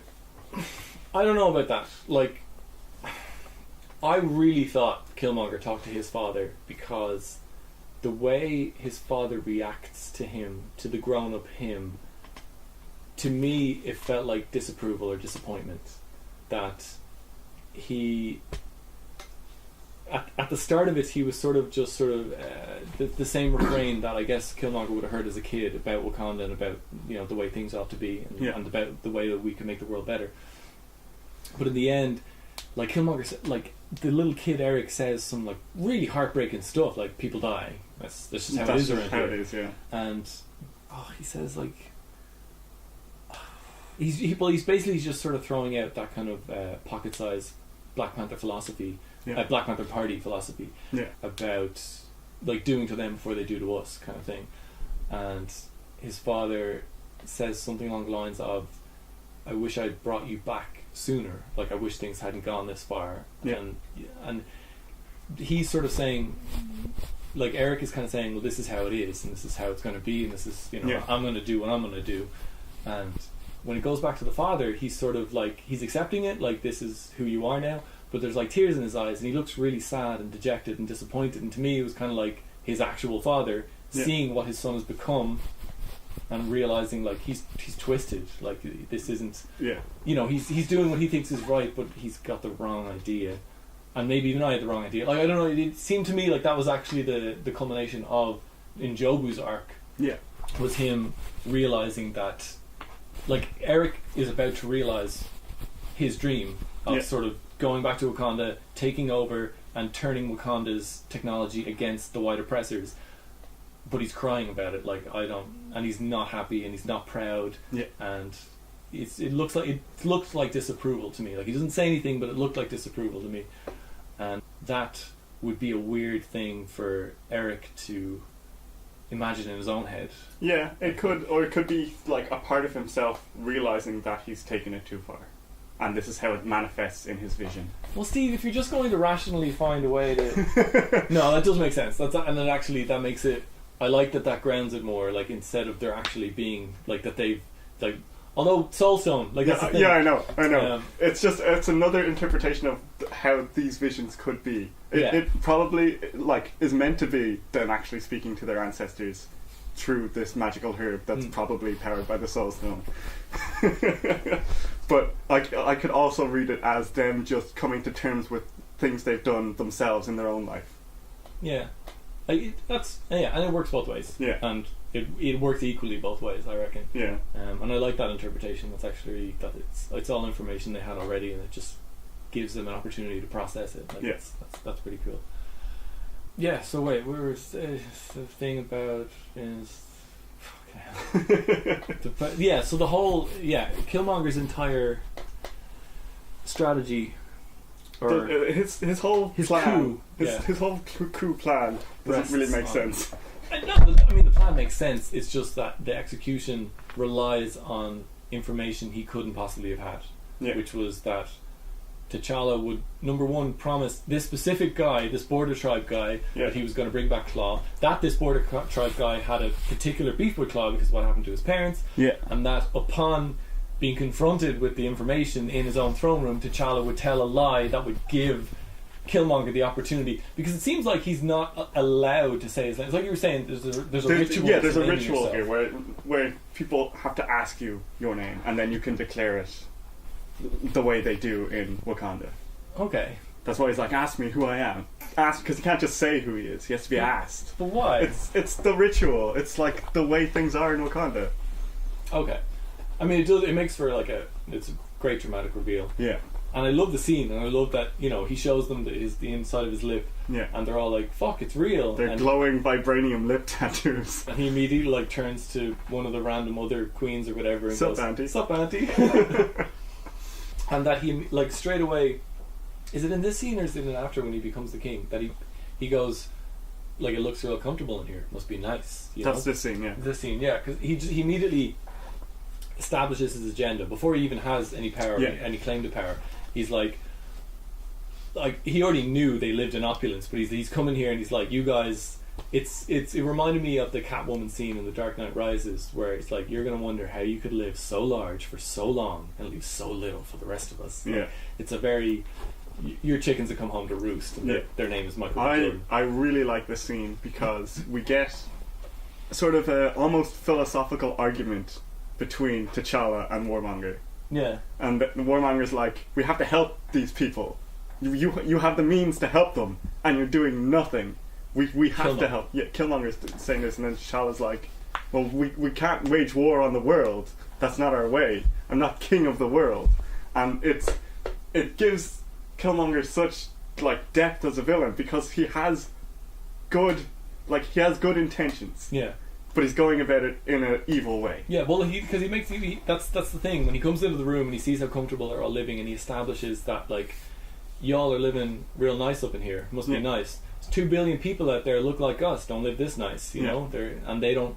And there's and when he does get coronated and he takes the throne, no preamble. He's thousands of our black brothers and sisters out there, when they try to rise up against their white oppressors, they didn't have the technology y'all got here. But you guys have spies planted all around the world, and you're not doing anything with them. Yeah. Well, I'm going to arm them all, and they're going to arm all our brothers and sisters around the world. Yeah, all the war dogs, and we're going to, we're going to be the conquerors. It's conquerors or conquered. Yeah. I'd rather be the former. And I mean, we're kind of past the age of conquerors here, and unfortunately, white people won, and that sucks. So it's hard. Well, all I'm saying is I completely understand where he's coming from. Yeah. And he's right that we still live in a world that's unfair. Hilariously unfair. It's unbelievable how unfair this world can be, and not just between white and black, but men and women, fucking old people and young people. millennials and everyone who's not a millennial. Like there's just this crazy disparity, and that's T'Challa. And this whole movie's about finding that compromise, because T'Challa's speech to the UN at the end is that we're all one tribe. We need to look out for each other, because in times of crisis, wise people build bridges and fools build barricades. Yeah. And he's like, Killmonger would probably, like, if Killmonger took over the world and subjugated all the white people, he would probably then adopt that same philosophy of, we need to unite as one under my rule. And it's all about him trying to, like, ultimately, weirdly, I would argue that Killmonger wins in this movie. It's one of the very few movies, probably the only movie in the MCU where the villain wins. Yeah. Having not seen Infinity War. Yeah, because T'Challa goes over to his point of view. Yeah. He completely changes his mind. Just like, instead of being an isolationist Wakanda first country, we have to Killmonger's right. He's misguided in his actions, but he's right, which is what makes him such a good villain. Yeah, he's a great villain. And I wish we had it, like, I kind of wish the movie was longer, because and I know saying that, like, we just went to see this in the cinema again today because it's about to leave the cinema and we weren't going to be able to get it online before Infinity War. And God, that is a long goddamn movie. We went to see it like the first showing, first thing in the morning, so we like woke up and then went to sit in a dark room for 2.5 hours. But yeah, it's a long movie, but this is where he's sort of, he has all this preamble, like all this establishment of his kind of his philosophy, his credo and his plan, and then it all happens immediately. Yeah. Like there's no amp up, he doesn't have to convince anybody, he doesn't have to like debate it with anybody and then like beat the shit out of them or whatever, like it all just happens. And like we cut back to the Jabari tribe, and obviously Black Panther didn't die in the we completely glossed over the ritual combat where like they have their fight. Yeah. So okay, right. Which is an important scene. But I'm gonna forget this, so I'm gonna do it now. I just wish that, like I said, the movie was a little bit longer, because I feel like as soon as he takes the throne, the movie's almost over already. Yeah. Which I think that's a shame, because he deserved, like, he's such a well written and well rounded character that he deserved some time as king to turn more of the people, or something like that, like to bring more of the council onto his side. Because when it comes to the final battle, there's some people who are just straight away willing to go on suicide missions for him, which is nonsense. Like, I understand that not everybody was 100% behind T'Challa as king, but this is a guy from Oakland who showed up yesterday and has decided we are going to send the most powerful weapons in the world to all over the world, arm black people to shoot white people. And everybody's like, yeah, alright. Everybody in Wakanda, a historically isolationist country where that is part of the culture, is we need to hide ourselves from everyone else, immediately is like, yeah, and we're willing to literally die, to like get in these planes, fly out there and get shot down in order to make your dream come true. I feel like they did such a good job, and this is what I'm going to get into at the end. Like, I feel that they didn't support what they had built at the end, like with his ending. I didn't feel like he was given enough of enough closure or something, like enough fruition, because there was no sort of interim scene where he actually, with his kind of eloquence and charisma and power, because it's fucking Michael B. Jordan, he had a lot of that going on, actually brought some people on side. Like, obviously not the Dora Milaje, not the royal court or whatever, or like not the T'Challa, like the automatic T'Challa supporters, but like the other guy wasn't his fucking acolyte. Like he brought the guy before T'Challa and gave him an opportunity for combat because the guy killed Claw, and that's all he cared about. And I'll support that, but I won't believe that he would immediately jump on board with this guy and be like, we're going to attack the entire fucking world. And I do think that he could get other people on side. He got me on side in parts of the movie. I'm like, he's making a good point. They should do something. They should help somehow. They have this incredible, if nothing else, share your fucking medical technology. You can fix people with broken spines. Do you know how many people's lives you can improve with that? Like, there is an argument to be made that they are being selfish. One roadie, perhaps? Exactly, and that's exactly. And so look who ended up on the Wakanda side and who didn't, and how that's going to affect Rhodey. But he has a point, and I don't think he gets to make it, because we get it because we spent the whole movie following him, and we see him when he's not with Wakandans and espousing his philosophy and what like that. But no, they don't. Like, he sits down on the throne, tells them black people are suffering everywhere, and we're going to help. Yeah. Full stop. You heard my orders. Maybe go. he made an address or something to the people, something like that, to sway the Wakandan people to his side. Just a scene of him giving a speech and regular Wakandan people turning to each other and going, you know, he's got a point. You know, that's it. Yeah, even if the speech didn't go over to rapturous applause, but then like actually sitting and taking a look at themselves. Yeah, even if it was like a reproachful thing, it's like, y'all are being selfish, you know, and they're like, he's right, I'm being selfish, you know, just something. But yeah, anyway, that would have been amazing actually. So but yeah, like you said, we leapfrogged a bunch of stuff because that's what we always do, because I'm terrible, and it's just go on and on and on. So yeah, he gets brought into the throne room. Somebody gives him the opportunity to give it's the lip guy gives him the opportunity to he demands who he is, to know who he is. His name, and so he challenges T'Challa to combat, and everybody's screaming at everybody, and T'Challa thinks about it for a minute, and he's like, he deserves this. I'll take that. We'll combat. And so they fight, and so they go back down to the Riverlands, where they have their cool fighting waterfall, deactivated waterfall. Yeah, cool. I like to think that is their technological solution to being able to have a coronation ceremony or the ritual combat at any time.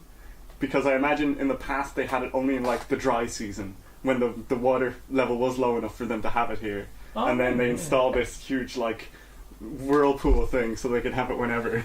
That's quite a leap. But yeah, no, that makes a lot of sense. That's an interesting tidbit. You heard it here first. Yeah. So they go and they have their fight, and T'Challa has the powers of the Black Panther taken away for the second time so far. And this film does a good like set up callback all the way throughout. It's like sort of mirroring all the way throughout. It's really, really nice. Not unlike every Marvel. Yeah, every Marvel movie. And we get the combat, and we get Killmonger like dramatically takes off his vest, and we see covered in scars. All of the scars for each kill. He established it for Claw earlier on that he had some scars in his arms, like all these are kills. Then he takes his shirt off, and he is covered. Yeah, in kills. There is no more space on his torso or arms. I guess that's how he knew it was time to go after T'Challa. It's like, there it is, I'm done. Yeah, all done. Let's go. And he wins. Like you said, T'Challa has a couple opportunities to finish it. At the very early on in the fight, after Killmonger has made his speech being like, I've done all of this killing just so I can kill you, they begin their fight, and T'Challa has the upper hand at the start. He gets Killmonger down, I think once or twice, or is in a position to like do a killing blow once or twice, and doesn't take it. And at least once asks him to yield, and Killmonger just gets back up. And then after that, Killmonger takes over, and just takes over the fight, because T'Challa wanted to be the good man and the good king and not kill anyone, even this guy. Because I guess he sort of feels sorry for him because he now knows the story of where Killmonger comes from. Because he's found that out from Vari, is it? Forrest Whitaker's character? Zuri. Yeah, so he's found out that story. And so he wants to, like, he understands where Killmonger's coming from. He feels guilty. Yeah. Like, it was his family that did this. So he's trying to be... technically this guy's his cousin. Yeah, so he's trying to be the good man and the good king, and he loses because of it. Because he's not willing to take that extra step to protect Wakanda from a maniac. And also, this is where Forrest Whitaker dies, because in a kind of pivotal moment, like basically Killmonger's about to strike the killing blow, and he announces that this is for my father. And Zori, thinking this is an opportunity to maybe stop this. If this is genuinely for his father, maybe I could stop the fight. Interjects and says, "I killed your father," or like, "Your father died because of me." Yeah. But he just kills them. Like, kills them both. Well, he thinks he kills them both. He intends to kill them both. Yeah. He kills Zori. Says, "Goodbye, Uncle James," because he was called James, and he would have known him because he was in the house and stuff. Yeah, when he was growing up. And then kills him, and then T'Challa loses it because Zari was like, I guess, a mentor or some sort of figure. Obi-Wan Kenobi. Yeah, an Obi-Wan Kenobi, if you will. He loses it and then gets thrown off a waterfall. Yeah, but survives. Yeah, and ends up in the Snow Mountains, which are right next to the Riverlands, which are right next to the border regions, and which are right next to Simba's Pride Lands. Yeah, Wakanda is a ridiculous country filled with biodiversity. It's kind of like the Zootropolis, you know. They just have all these clearly delineated areas, zones, and yeah, and then it's like immediately emergency stations because the fight ends and straight away Nadia is like, we gotta get out of here immediately. We gotta, the Queen Mother, the Princess, they all leave. Yeah. Because a new king is taking over. And Nadia appeals to Okaye. Oh, I forgot her name already. Shit. Oh, yeah, like the Dormilage, the general of the Dormilage. Come with us. Like help us stop this guy. And she's like, no, my loyalty is to that's treason. the throne. Like, you don't understand. I understand that he was important to you and you liked him and stuff, but we have traditions here. We have law. And the M'Baku reinforces it when they're like, you know, our son, the king, was murdered, and he's like, or our king was murdered in ritual combat. And he's like, was the odds fair? Yeah. So he's less murdered, defeated. Yeah. And oh god, that guy. Well, we'll get there. Yeah. I also we've already said, like, he comes back. So T'Challa's not dead. Yeah. And they eventually get the herb to him, and he recovers, and he goes and challenges Killmonger again. Yeah. So after Killmonger's had his own vision quest and burned all of the rest of the herb. Yes. And Nadia saved just one of the herbs to save T'Challa. But I'm wondering, so he arrives back and Okoye sees that he's still alive and is like, that's enough for me, I'm with him, he's the king still. Yeah. And also, like, he's announcing that I didn't yield, and as you can see, I'm not dead, so the challenge is still going on. Yeah, because she wants to follow the law. No, I understand, yeah. But also doesn't like that the king is arming everybody. But it's kind of a wacky thought, it probably doesn't make any sense, but could T'Challa have gained the challenge by yielding right before he died? Because if he yielded and then the guy killed him, wouldn't that disqualify him in some way? Because the whole thing about, like, Okaye's, I need to look that up because I wrote it down and I feel like I'm saying it wrong. Okoye's quandary is that I have to follow the letter of the law here. Yeah. And in a fair challenge, our king was beaten by this guy, which makes him the king. But there is a yield system in the challenge, and if somebody it's to yields, yield or death. Yeah, if somebody yields, challenge ends. Yeah, my understanding, because T'Challa was seconds away from killing M'Baku, and the guy yielded and he let him go. So I'm just wondering if right before he was thrown off, if he yielded and Killmonger threw him off anyway, would that disqualify Killmonger from being king? Maybe, but then T'Challa could also not be king because he yielded. I know, but then what would happen would be that some interim king would be named and T'Challa could challenge him. Like, I'm sorry, but the challenge system is apparently... We're getting into, like, Putin levels of stepping around governmental laws to become king here. Like, I can't be king again, so I'll just be prime minister and then I'll be king again. I'm sorry, but he was elected in a landslide, Steve, so... Yeah, it's not important. Another thing that I'm not going to get another chance to talk about, but did you notice that anytime they were in Sheree's lab, there was a drum loop playing that was infinite and never changed and was just one bar? Yeah. It wasn't music, it was one bar of a drum loop that literally just kept, and every time they went back to it, sometimes it was louder, sometimes quieter. I think sometimes they changed what drum it was, but it was the same syncopation every time, and it never ended. Yeah. And would that not drive you fucking mental? I mean, maybe she used it to focus. I listened to some mighty strange videos when I was studying in college, just on loop. And look at you now.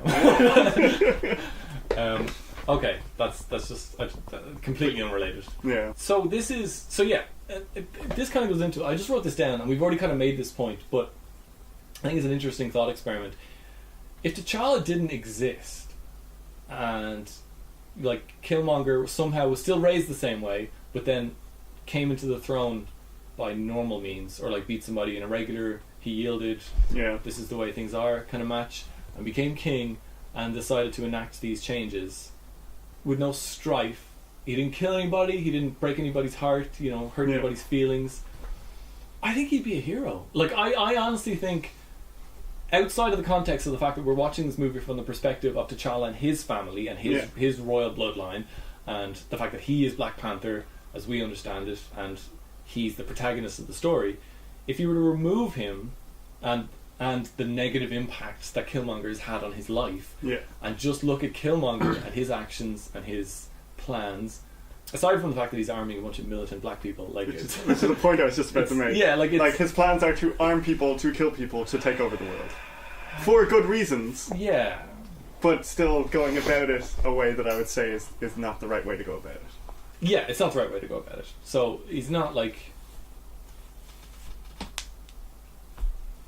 a classic hero. he's you know, your kind of Deadpool, Walter White type hero, anti-hero. Yeah. It's just really hard. I'm just so white, you know? It's really hard for me to not be on his side, because it'd be one thing if, like, the civil rights movement worked, or if the Civil War worked, you know? Yeah. Like, I know it doesn't really have a huge impact on our lives, except, I guess, for immigration and prejudice associated with that here in Ireland. Yeah. But in America, since we fucking know everything about America, we might as well just, because a movie has been made about each and every part of it.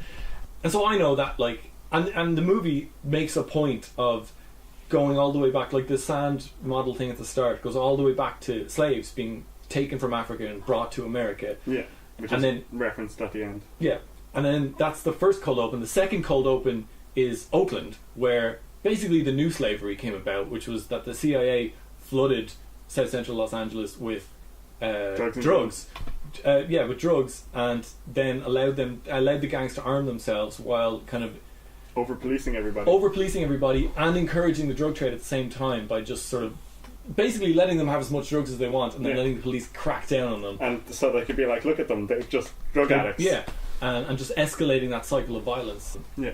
To the point that they have this crazy rate of incarceration that's like 25 times higher than anywhere else in the world or something. Yeah, they're like 4% of the... There's some crazy high percentage of the world. Of the entire world's incarcerated people. Population, and they... and most of those are black people. Like, it's something that's so routine. It's part of life now that it's hard to kind of, you know, get like passionate about it or get up in arms. But it is like, if you stop and think about it for a second, we're living in a time that is every bit as disgusting and controversial as the time of the actual Black Panther Party, as the time of the Civil Rights March, as the time of the Civil War. Like, slavery was supposed to be stopped in the Civil War. We got all the way to the 1960s, and they had to have a civil rights movement to do out like Jim Crow, which was basically just slavery by another name. It was separate but equal. Separate but equal. Like, just making them secondary citizens, which continues today in just another way. In everything but in everything but name. There's just not a kind of Jim Crow slavery. There's no kind of attributable label anymore, which makes it harder to fight against. Exactly. So from Killmonger's perspective, like, I'm not, and again, it's never the right thing to just give people guns and step back and watch them kill each other. But something's got to give, you know. Something's got to give, and nothing else has worked, and politics hasn't worked, and the system is clearly rigged, and it is 100% against them. So I can totally see him being at least the anti-hero of this story. Which he is anyway, kind of, like, to a point. And like we said, T'Challa does eventually come around to his way of thinking, so you could call that a victory. But as I was watching the movie, it really hit me, and of course also because of how reasonable he is. Like, he's hardline about, you know, like, burn all these flowers, I'm gonna be king because I spent however many, like, whatever age he is, like 25, 30 years of my life getting to this point. Nobody's taking it now. This is me. I gotta consolidate my power. Exactly, and he does get kind of rough with people or whatever. But when he sits down in that throne room and lays it out for them, like, this is the way you live. This is the way most people like you live. And we're gonna tip those scales back to something more equal. It's so reasonable. It is, and that makes him. That's why he's the best villain. Because he has a good argument. And like you said, it might not be the best way, but it is a way to get the results that are needed. And that's just, I guess maybe let's just everybody make a mental note of all those points so that I don't go over them again later. But that's going to come into like when we're talking about like the end of the movie, which spoiler alert fucking dies like every Marvel villain. Yeah. We'll have more to say on that. But at this point, he's consolidating power, and what's his name is recovering. T'Challa's taking an ice T'Challa's bath. taking an ice bath at the Jabari tribe. Yeah. But can we just like take a moment to appreciate how amazing the M'Baku. Jabari throne room and M'Baku is? first of all, the throne room is like a platform held aloft by a gorilla statue, in which is hung. I don't know what it is, like bamboo or something. It looks All like these pipes. bamboo or like pieces of wood, like that are just strung together. Yeah, and yeah, he's like he has this real. Like M'Baku is just he tries to intimidate everybody, but then like can't help himself because he just finds it all so funny. And like when Everett Ross tries to talk and he starts like barking at him or whatever, like grunting at him, and everybody starts echoing it, and he just gets really, really frightened. He's like, "I'll feed you to my children." It's like, I'm just kidding. We're vegetarians. And then loses it at his own joke. But also, what really hit me about this, I don't know, was it T'Challa there? No, this was before. T'Challa was. No, I'm just trying to think of the actual moment that I'm thinking of when the Queen. Basically, all the women are there, and they're like, "We need your help. Like, we want you to be king, and you'll take the herb, and you'll kind of help us sort this out." And was it really? Was she not there? Yeah, no, it was. It really reminded me of Queen Amidala appeals to the Gungans. Yeah, where they kind of there's this kind of perception, whether it's intended or not, but you kind of get the sense that this is the less advanced tribe. This is the underdeveloped tribe. Yeah. Or at least that's how they're seen. Or at least if that's not how they're seen by the greater Wakanda nation, that's how they think the greater Wakanda nation looks at them. Yeah.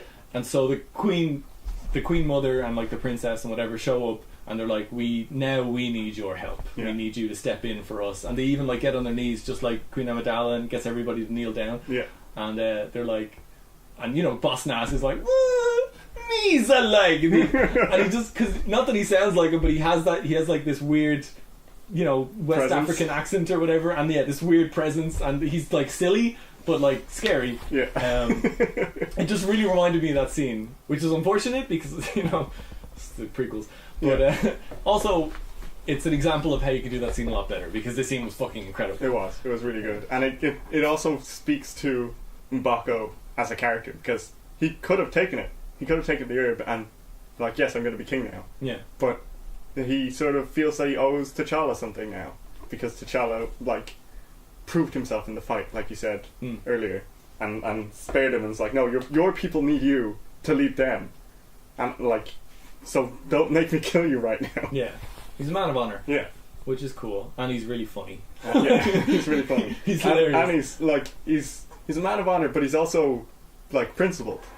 So he like, T'Challa asks him like, I could use an army. I bet you could, but I'm not going to help you because I don't like. This isn't my fight. Yeah. I'm going to keep my people here where they're safe. I'm not going to throw them away at your mercy. Yeah, for your fucking family squabbles. Yeah. Because no king before you has ever come here. Yeah. And then T'Challa makes the point and of... suddenly you're saying that this is all about us. Yeah. It's like, oh, you're the first king to come here in 100 years, and now all of a sudden it's we, is it? Yeah. And then T'Challa, like, again, makes the point of him that's like, I can't speak for the other kings, because I've now lost my faith in them, or my illusions of what they were, my like sort of childish illusions of them being the paragons that they were, have been brought down to reality. Yeah. And so now I'm going to do the best I can. I'm here, Amitai. Yeah. Although. Yeah. But yeah, and so he says no, which is obviously bullshit, but anyway. And the final act begins, which is basically T'Challa. No, like Killmonger launches the first of his transports. They launch in the weirdest way. Yeah, they like drop down and fire up. Yeah, it's like if you launch two at the same time, they just hit each other and crash. It's also like, are you just trying to prove gravity wrong? Like you're just making it more difficult for yourself just to show that you can. But yeah, he launches the first supplies for the war dogs, and it gets shot out of the sky, and then T'Challa climbs over the wreckage, all dramatic, very dramatically. And reveals himself to be still alive, didn't yield the challenge, it's time to fight, and the Dora Milaje on a dime turn on Killmonger. Yeah, straight they away. all go with what the general says, and she turns. and the I can't remember the name of his tribe, but Wakabi's Rhino guys. They're the border tribe. The border tribe. Well, I'm sure they have a name though. Yeah, it's the border tribe. No, but like a proper name. a Wakandan name. They all charge him, and so the Dora Milaje general names somebody and sends them to protect the king, and that means everybody else has to go as well, and just these people are going to stay with me somehow, because they're well trained, and it becomes this sort of multi-fight thing. Yeah, it's Black Panther Civil War, but an actual Civil War. Actual Civil War, which it only takes an afternoon, so it's not bad.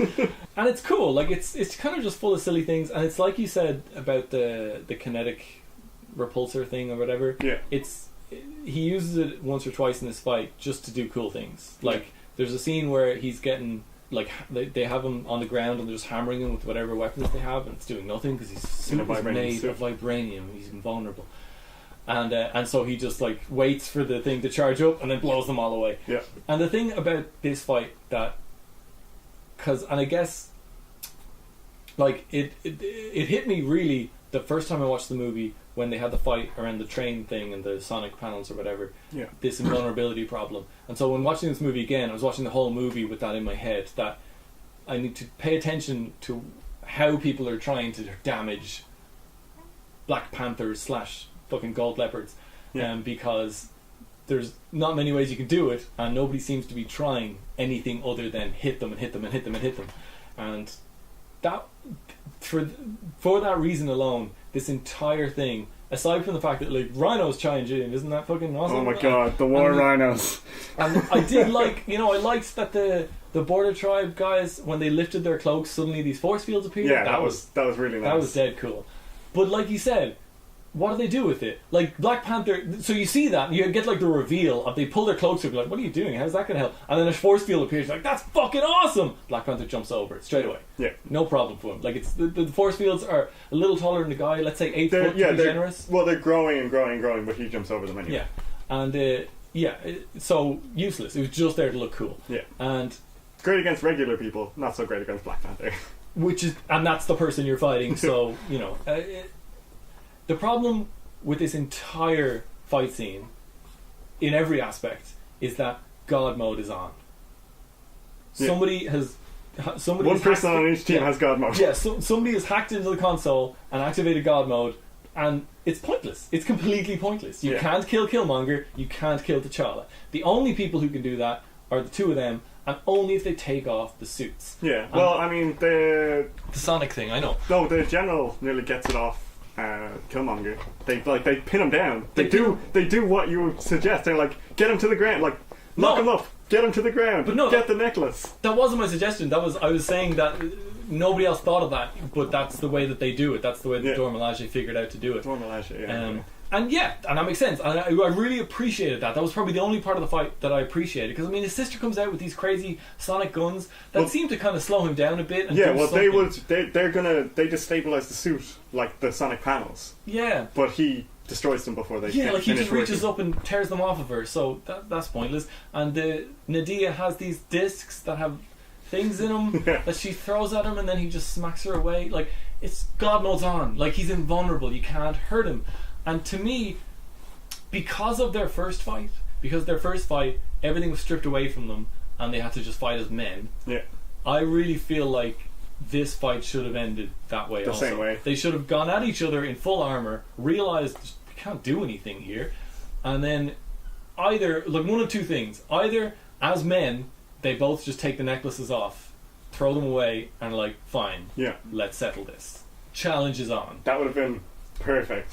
Or if you're determined to make it a fucking vibranium MacGuffin, have it that instead of this sonic thing, either they drop down there and the sonic thing is just on, like they're not going to wait for trains. Their suits stop working. It's just on, so the suits stop working. Or have it that they, they're both trying all this jujitsu shit to get each other into a lock and get the necklace off, right? Yeah. And so one of them gets the necklace off, and that means the other one has half a second to get the other guy's necklace off. And that's it. Yeah. And there would actually be a moment of tension. There was no tension in the fight. You were never worried about anybody.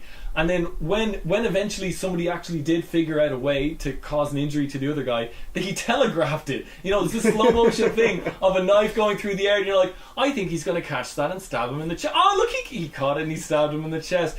Wouldn't you know it? I'm glad I saw that coming, you know? Yeah. Instead, you could have had this moment of extreme tension. I could have gone either way. It could have been like Killmonger gets T'Challa's necklace off, and you're like, holy shit! And he's like literally about to kill him, and T'Challa just quickly does something crazy with his jiu-jitsu and gets the other guy's necklace off, and now they have to fight as men, or the other way around. Either way, I would have cared because Killmonger's such a great character. Yes. And it could have still had that. As well, when they're having these philosophical arguments about the right way to deal with Wakanda's technological advancements, maybe don't have those arguments with fucking faceless Panther masks on. Like, just I really feel like this is what this is the culmination of all of the themes of the entire movie. Everything has been building to this Shakespearean moment where two almost literal brothers are fighting for the heart of Wakanda, and both of them have a point. Both of them have a valid point. So the fact that they're both wearing fucking Panther masks, I know it's silly, it's a comic book movie, this is just the MCU, it's superhero movies in general, everybody's wearing masks and it's all silly all the time. But at least in all of the white guy movies, by the final act, Spider-Man gets his mask ripped off somehow, Iron Man's face mask fails him somehow, everybody's fucking face gets exposed somehow, except for some reason these guys. And I just feel like the whole fight would have been way more impactful if it had ended with one of those things, like the necklaces getting ripped off, them just choosing as men to fight, or the sonic thing being turned on and them just abandoning the necklaces because there's no point anymore, and having that conversation man to man, face to face, like having Michael B. Jordan actually perform it to us and Chadwick Boseman perform, you know, like. Oh no, that would have been amazing. They still could have, like, they could have had their both. They could have had the fight in the suits, like you said, and then both of them realize something happened, and then they lose the suits, and then the stakes are upped. Because they don't have the invincible suits anymore. Well, that's what I'm saying. Is like they could have had it both ways by having the part where Black Panther tackles Killmonger into the tunnel, and they're like fighting in midair as they fall 1,000 fucking feet to the platform, and then they're fine, and then look at each other like, we just fell a mile and we're fine. We can't beat each other in these suits. Take off the necklace, you know? Neither one of us is going to win in this scenario. And both of us, like... And then you would have had this kind of... First of all, it would have been a mortal fight, you know? It would have been the two of them fighting, and either one... They're equally strong. Either one of them could take this. And they're having this philosophical argument, and obviously T'Challa is trying to make a case for work with me, like don't make me kill you again, and it would be a perfect mirror to the earlier scenes and T'Challa earlier in the movie. But this would be, and so he'd be making that argument as always, and Killmonger would be like, yeah, this is going to work, like he's just doing what he did before, he's going to keep giving me mercy, he's going to keep giving me opportunities to take him, and so, you know, that they'll keep kind of, they'll have the back and forth, and then Killmonger will like seize an opportunity where T'Challa has him and he's giving him mercy, and he'll try and turn it back into T'Challa, but T'Challa will see it coming finally, this time, and be like, I have to do this and finish him, you know. Or better yet, don't finish him, like mortally wound him and then maybe fix him with your incredible spine fixing technology that you established. And again, this is another thing where, in the same way that if you hadn't established that T'Challa and W'Kabi were friends, I wouldn't care about how fucking weak sauce it is that he didn't just have a conversation with them. If you hadn't established for me that not only did you save Everett Ross from fucking spinal fracture, he stabs Killmonger in the chest through the suit, right? Which is, well, not through the suit. The suit's it's like and then it closes back, closing back around it. But he stabs him in the chest, which is pretty bad, sure. But like we've seen T'Challa take worse in this movie while not under the effect of the herb. That's true. Well, he got stabbed twice. He gets stabbed in the shoulder. Well, the shoulder. It's always the shoulder when it's the hero, when it's the chest, when it's the... It's like dead center chest. Unless he stabbed him in the heart, which it didn't look like to me, and if he did stab him in the heart, he wouldn't have lived as long as he had. Like, you get stabbed in the heart, you're dead in 60 seconds or less. So, he stabbed him in the lung, let's say. The guy's still got one more lung working for him, you know, you can live with a single lung. The point is, it'd be fine if they just really needed to kill Killmonger, if they couldn't see a way for the character to integrate into the rest of the story. I definitely see lots of places for him to integrate the rest of the story, and he's such a great character. So much like all of the other villains. Yeah, there was so much potential for him, and he was so well realised, and he's so much more interesting, I'm sorry, than a lot of your heroes. And is... Someone at Marvel just must have a vendetta, or like there's some policy where we're being like, we can't have villains that survive movies. Yeah, like, I wrote it down here on my little board. Number 1, don't kill good characters. Period. Just don't kill good characters. I understand you gotta kill people, but you don't have to kill good characters. That's still an option. Number 2, if you absolutely have to kill a good character, make sure it means something. Yeah. Make sure their death means something. And the way you do that is by not pre-establishing so many outs for them. You know? Like in this story... Or you could have his death be what changes Black Panther's mind. Or like as he's dying, something he says changes Black Panther's mind. But already established in this villain is Black Panther is on Killmonger's side. He wants the same thing that Killmonger wants, but in a different way. Yeah, exactly. So if you're absolutely dead set on having him die, make sure it means something by, like you said, his dying words should be something... His dying words should be something that T'Challa repeats at the UN. Yeah. Right? Like something that... He meant it a different way, but T'Challa works it into his speech to be like, you know, this is my philosophy now. You know, I've taken what I believed, what my father believed, and what this man believed, and worked it all together into, you know, a compromise. Because that's what the movie's all about, finding a compromise. But also, don't fucking establish that you can fix people's spines, or that another person can take 2 fucking stab wounds within about a week of each other and walk it off. Like, it's just bullshit. Also, if you're gonna make a really good character and you're gonna kill him off and you're not gonna make it mean anything, don't fucking cast Michael B. Jordan. Don't waste Michael B. Jordan on that bullshit, because that's not fair. Like, for fuck's sake, stop casting incredible actors and then kill... They did it again in this movie. 2 actors again. Yeah. 1 movie and they're gone. I know, like, Claw was in another movie, but it was more of a cameo. I was really sad when Claw died the first time I saw this movie. I was like, what? No, Claw! He was such a great villain. He was a great villain, and he was the perfect gets away every time villain. And then, like, he's the one villain who can actually get away every time. And sometimes he could actually... Like, never out of no altruistic bone in his body, but sometimes he could be useful to the heroes. He could just pop up. Like his own selfish reasons, but he helps the heroes once. Yeah, it's just really short-sighted. And it's weird because so much of the MCU is based around being long-sighted. It's playing the long game. It's like we have movies going for 15 years into the future. But I mean, if you're going to have movies for 15 years into the future, aren't you going to need enduring characters? Like characters that you can kind of... You know, Claw isn't someone who needs to be physical. You know, he doesn't... Like, Andy Serkis can get old and that's fine. Like, there was an original Black Panther movie that was going to be made with Wesley Snipes that kind of... It was in development hell for so long that Wesley Snipes kind of aged out of it. Yeah. And Black Panther, it makes sense. You need a young guy to play Black Panther, and especially if it's going to be like a long-running series, he's got to be a guy who starts off young enough that in 10 years he'll still be sort of mid-40s at most, so he could still do the physical stuff. Yeah. I understand that, but like, you had Michael B. Jordan, who's like, I'm pretty sure he's still like 20-something, so like, he could have been Killmonger for fucking 20 years if you wanted, and he could have been a Bucky or a Loki, like a kind of keeps oscillating back and forth, but with a much more compelling angle to him because his philosophy makes sense. Loki just wants fucking anarchy. Bucky is just broken inside. This guy has a fucking point and a point to make to the heroes, you know, about the selfishness with which they hoard their fucking toys. Like, for God's sake, stop being idiots is all I'm trying to say. And that takes us to the end of the movie. I don't really have many more things to say about the end specifically, except for Killmonger.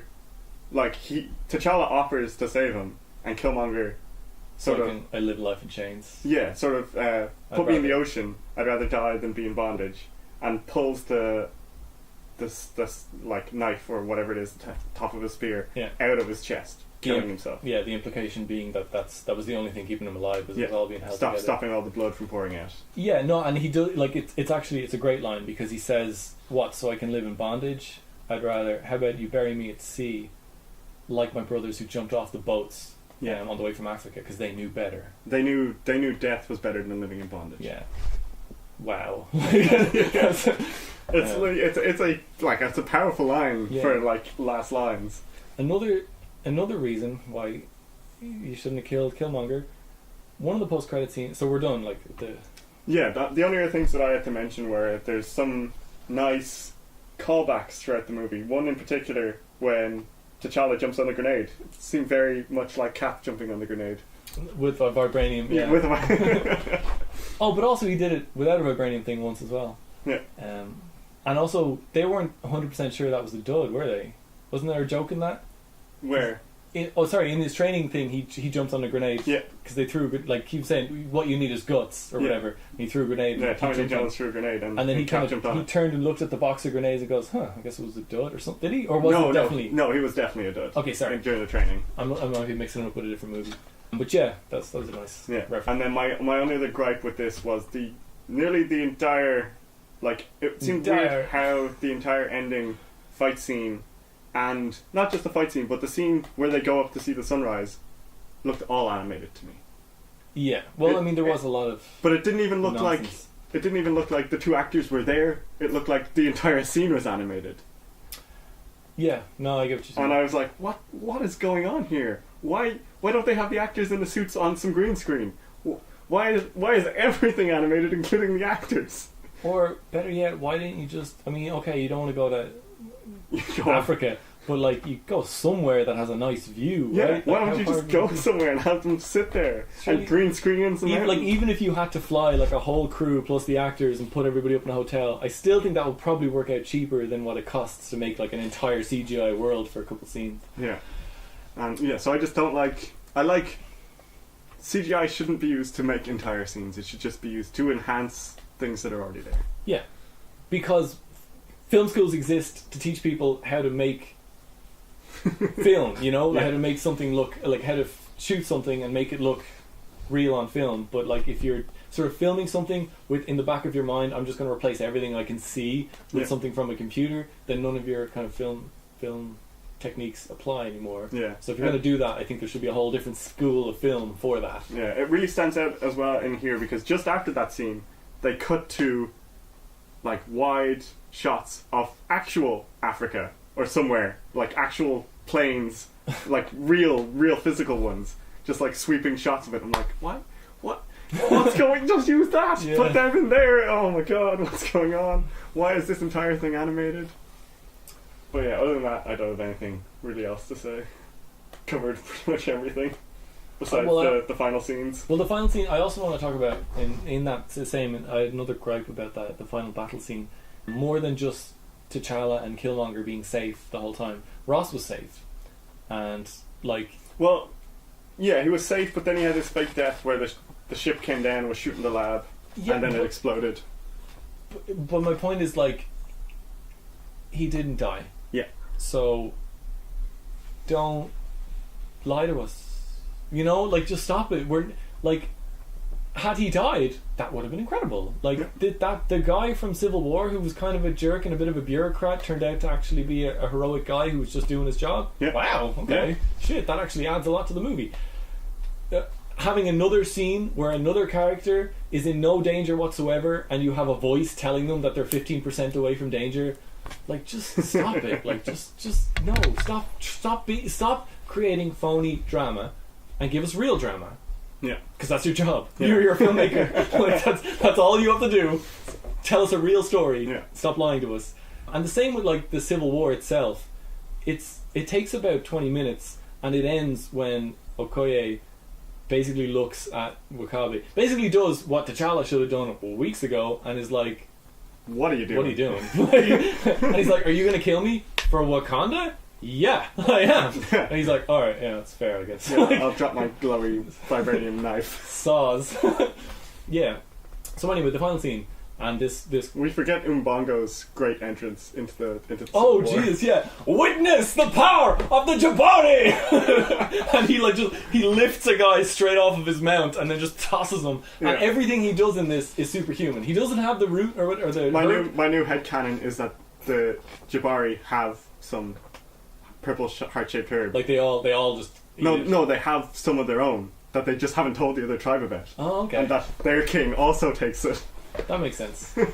I like it if they all target it. I would love it if M'Baku comes back. Like, so if there is this big, if it turns out that the Wakandan meteor is in fact the Soul Stone, and that Thanos comes and sends his legions to reclaim it, I would love if, you know, it's the end of all things, everybody's arrayed to kind of fight this evil, and they're all losing, and Thanos is like beating somebody down, like, you know, he's got like Cap fucking held down, and Cap is trying his best with the fucking shield, but get real, Cap. Like, you're him way over your head. It's a mad titan. And at the last minute, like this like really funny furry, but like the fur is kind of metallic hand catches Thanos' fist and like flips him off, and it's like a Black Panther, but it's a black gorilla. It's just like this huge gorilla fucking suit, and he's like, "What? You thought you were the only ones with technology?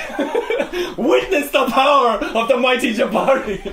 I want there to be a black gorilla. Oh my god, I'd love, and he's just because he's a huge guy, so he would have like a huge suit. That would look really fucking cool. Yeah.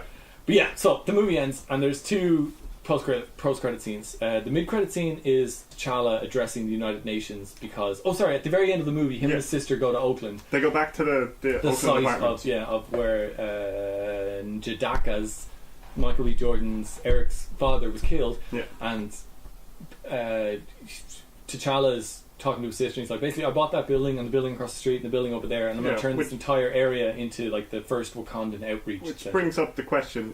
Where does Wakanda get money to buy American things? What do they trade for it? Because they refuse to give them Wakanda, yeah. Or if they do trade, it's like sheepskins and stuff. They're like textiles and farmers. That's it, as far as the world knows. Yeah. So where do they get money? That's a very good question. Like, any money. And where do they get the materials to build their... Like, is everything made out of vibranium? Because that doesn't seem practical. Like, to literally build the skyscrapers that they have, they couldn't be made out of vibranium. Yeah, it's probably some sort... Well, I mean, maybe it is. Maybe it is, but that seems like a lot of vibranium. Like, an entire city there. So I'm thinking, like, there must be some stone or concrete or steel or just regular stuff involved, which... Usually you have to import. Yeah. At least some of the materials. Yeah, so, like, where are you getting that shit? But anyway, they're rich, whatever. They just have incredible wealth. Maybe they do make some things that aren't super technologically advanced and just... sell them by what black market means. Maybe that's actually what the spies or war dogs are for. Like, they're in these other places making money, making contacts to kind of sell stuff to the right people. But so he's basically, and then to prove it, she's like, no, you're not. And to prove it, he like reveals the Wakandan ship and brings it all the way down and lets the kids play with it. And one kid Bugatti comes up spaceship. it's like a Bugatti spaceship. We should take it apart. Sell it on apart. eBay. And it ends with a kid asking him who he is, and like fade to black. Yeah. And again, the who are you? Yeah. And the mid-credit scene is him addressing the United Nations and delivering a speech, which is essentially, I would imagine, Ryan Coogler's speech to the the real United Nations, the real life institution, because it is very, not even thinly veiled. It is not veiled. It is. It's overt. It is overt. It is a plea from a black filmmaker to the power, like the people in power, to stop what you're doing, which is essentially still subjugating not just black people but minorities in general, and recognise that we are all one tribe and that we all need to work together. And it's fucking inspirational, is what it is. Yeah. It's a shame that like the greatest source of inspiration we got this year. It came out last year, right? No, this year, because we had to go see it because it was just in the cinema. This year came from a Marvel movie about a guy in a Panther costume, but there it is. That's what we got, and it ends with the random delegate from somewhere making a wry comment like, "What are you farmers in a third world country, textile workers, got to offer us?" And all of the knowing characters get to have a little smile. Yeah, and then the final scene is we see that Bucky is still in Wakanda and is actually still recovering because they fixed his arm. But now they're like seem to be. Well, I mean, it's been a week.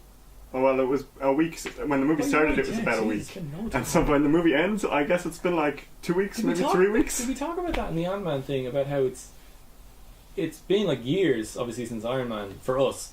But in the story, it's actually like comic books, I guess. Like time is actually not advanced that much, or it's accelerating really quickly. There was some point to be made. Anyway. Yeah, so some of the movies have more time between them than others. But yeah, it's Bucky's recovering, and it seems like Shure, the little sister, has been helping him with more than just his physical recuperation. Like he's helping him. Yeah, she said fix his mind. Gives a line, "You've got much to learn." Yeah, what's he learning? That's an interesting question. What are they teaching him? Yeah, maybe he's got a nano arm that sort of appears when he needs it now. But I kind of, my take was that they were teaching him mindfulness, like meditation, like they're trying to help probably him what they're doing. Take control of his mind again. But also, like I said, so this is where I hate that they killed Killmonger, because here's a movie that kills a character who had a point and just needed somebody reasonable to hear him out and sort of give him a platform and direct his energy towards something constructive, and to kill him. And then we have this other character who was literally a mindless weapon, like a zombie killing machine, who they have taken in. They're kind of taking him through what seems to be steps to kind of get his mind back under his own control. Take him back to himself. Yeah, like deprogram him, basically. So I mean, if you can take... Eric isn't brainwashed, you know? Like, he's had a hard life, and he's, you know, a determined individual, but he's not like a programmed kill robot. Yeah. This guy is. So if you think that a programmed kill robot can be salvaged, but not this guy... You could definitely, like, make arguments to Killmonger to sway him to your side, it feels like. Yeah, and especially if you're willing to put in the time, which you are with this guy who is nothing to you. Like, he's Captain America's friend. Like, could you do me a favour and look after this fucking liability? Because I've nowhere else to put him. Like, but somehow that guy is important enough that you wouldn't... And I understand that Killmonger made a choice. Like, T'Challa gave him an out, and that he was like, no, I'm just gonna die because I don't want to be in bondage. But nobody fucking said you had to be in bondage. That wasn't the options presented, Eric. Like, T'Challa didn't say, you know, we could probably still save you, but I'm just gonna put these cuffs on. Like, I did not like, that implication did not even occur to me. Like, as far as I was concerned, by the end of that fight, Killmonger had realised, at least to an extent, that he was wrong. That, like, there are other ways to do things. That T'Challa was actually spending most of the fight trying to communicate to him that I'm on your side. Yeah, like, I agree. Like, a lot of what you're saying makes sense, but there's other ways to do it. We can't be so destructive. We can't become those who we hate. Yeah, we can't. Like, you're becoming the very people that you're attempting to rise against. Like, it's... I wish they hadn't sacrificed that character. Like, come on.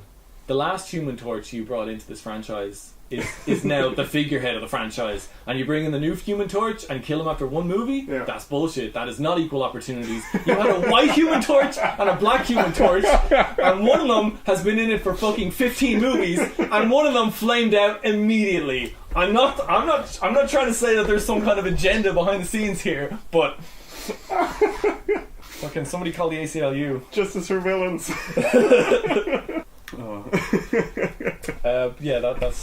But in summation, I liked the movie. Yeah, like, it is a really good movie. Besides the, like, when you really, really dive into it, like we always do, there are some plot holes and some things that just don't make any sense. Like the invulnerability, I didn't pick up on it watching it this time, but after you pointed it out, I'm like, oh no.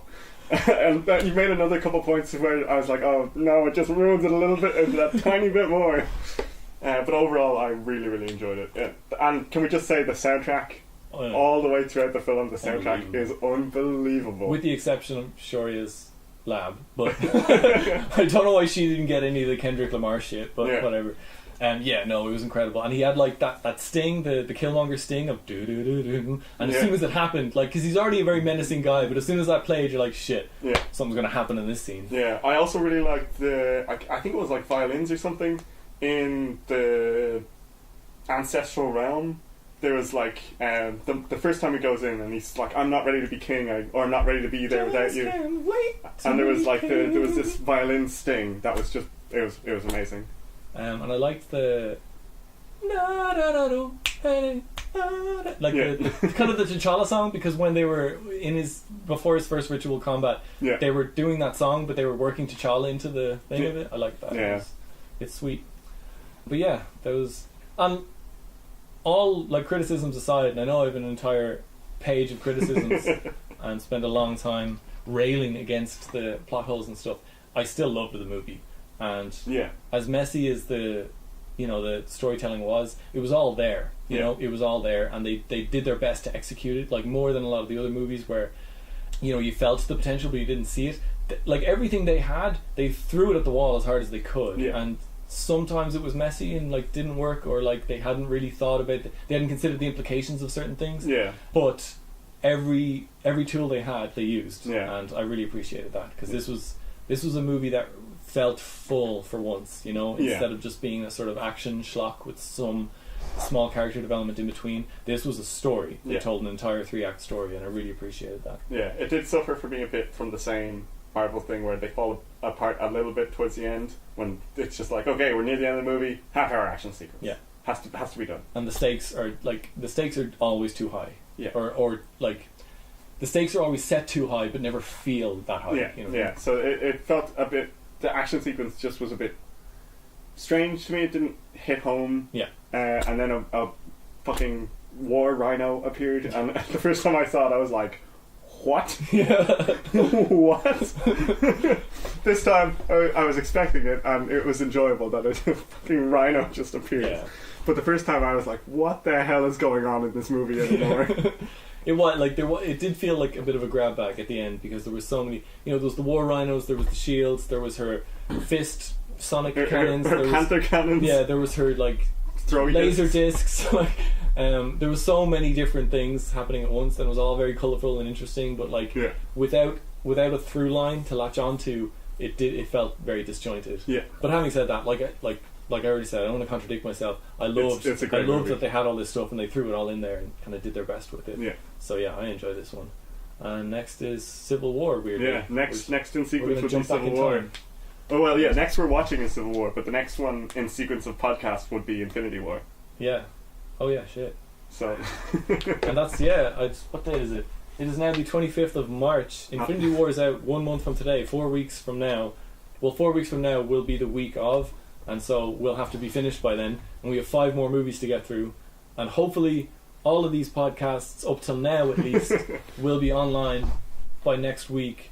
Which means if you're listening to this, hopefully you've actually listened to all the ones previous to this. Thank you for that, by the way. Thanks for joining us on this ridiculous journey. And we'll have 5 more for you, hopefully before Infinity War comes out, because that was our New Year's resolution for some reason. I mean, it's been a lot of fun. These movies are great to go back through. They really are. That's going to be the takeaway from this entire podcast experience, is that every single one of these movies holds up. Except for Dark World. Was there something that ended up below? No. Dark World went below Incredible Hulk. The Hulk was last. The Dark World snuck in there. Sorry, Thor, but you did pull it back with Ragnarok. Okay. But we'll get there. Thank you again for joining us on the new longest podcast we've had so far, Black Panther, 2 hours and 15 minutes. Jesus, almost as long as the movie. And we'll see you next time. Well, we'll see you next time for Infinity War. I've been Steve. I've been Danny. Bye. Did we say it? This has been the Saturated Industry Podcast.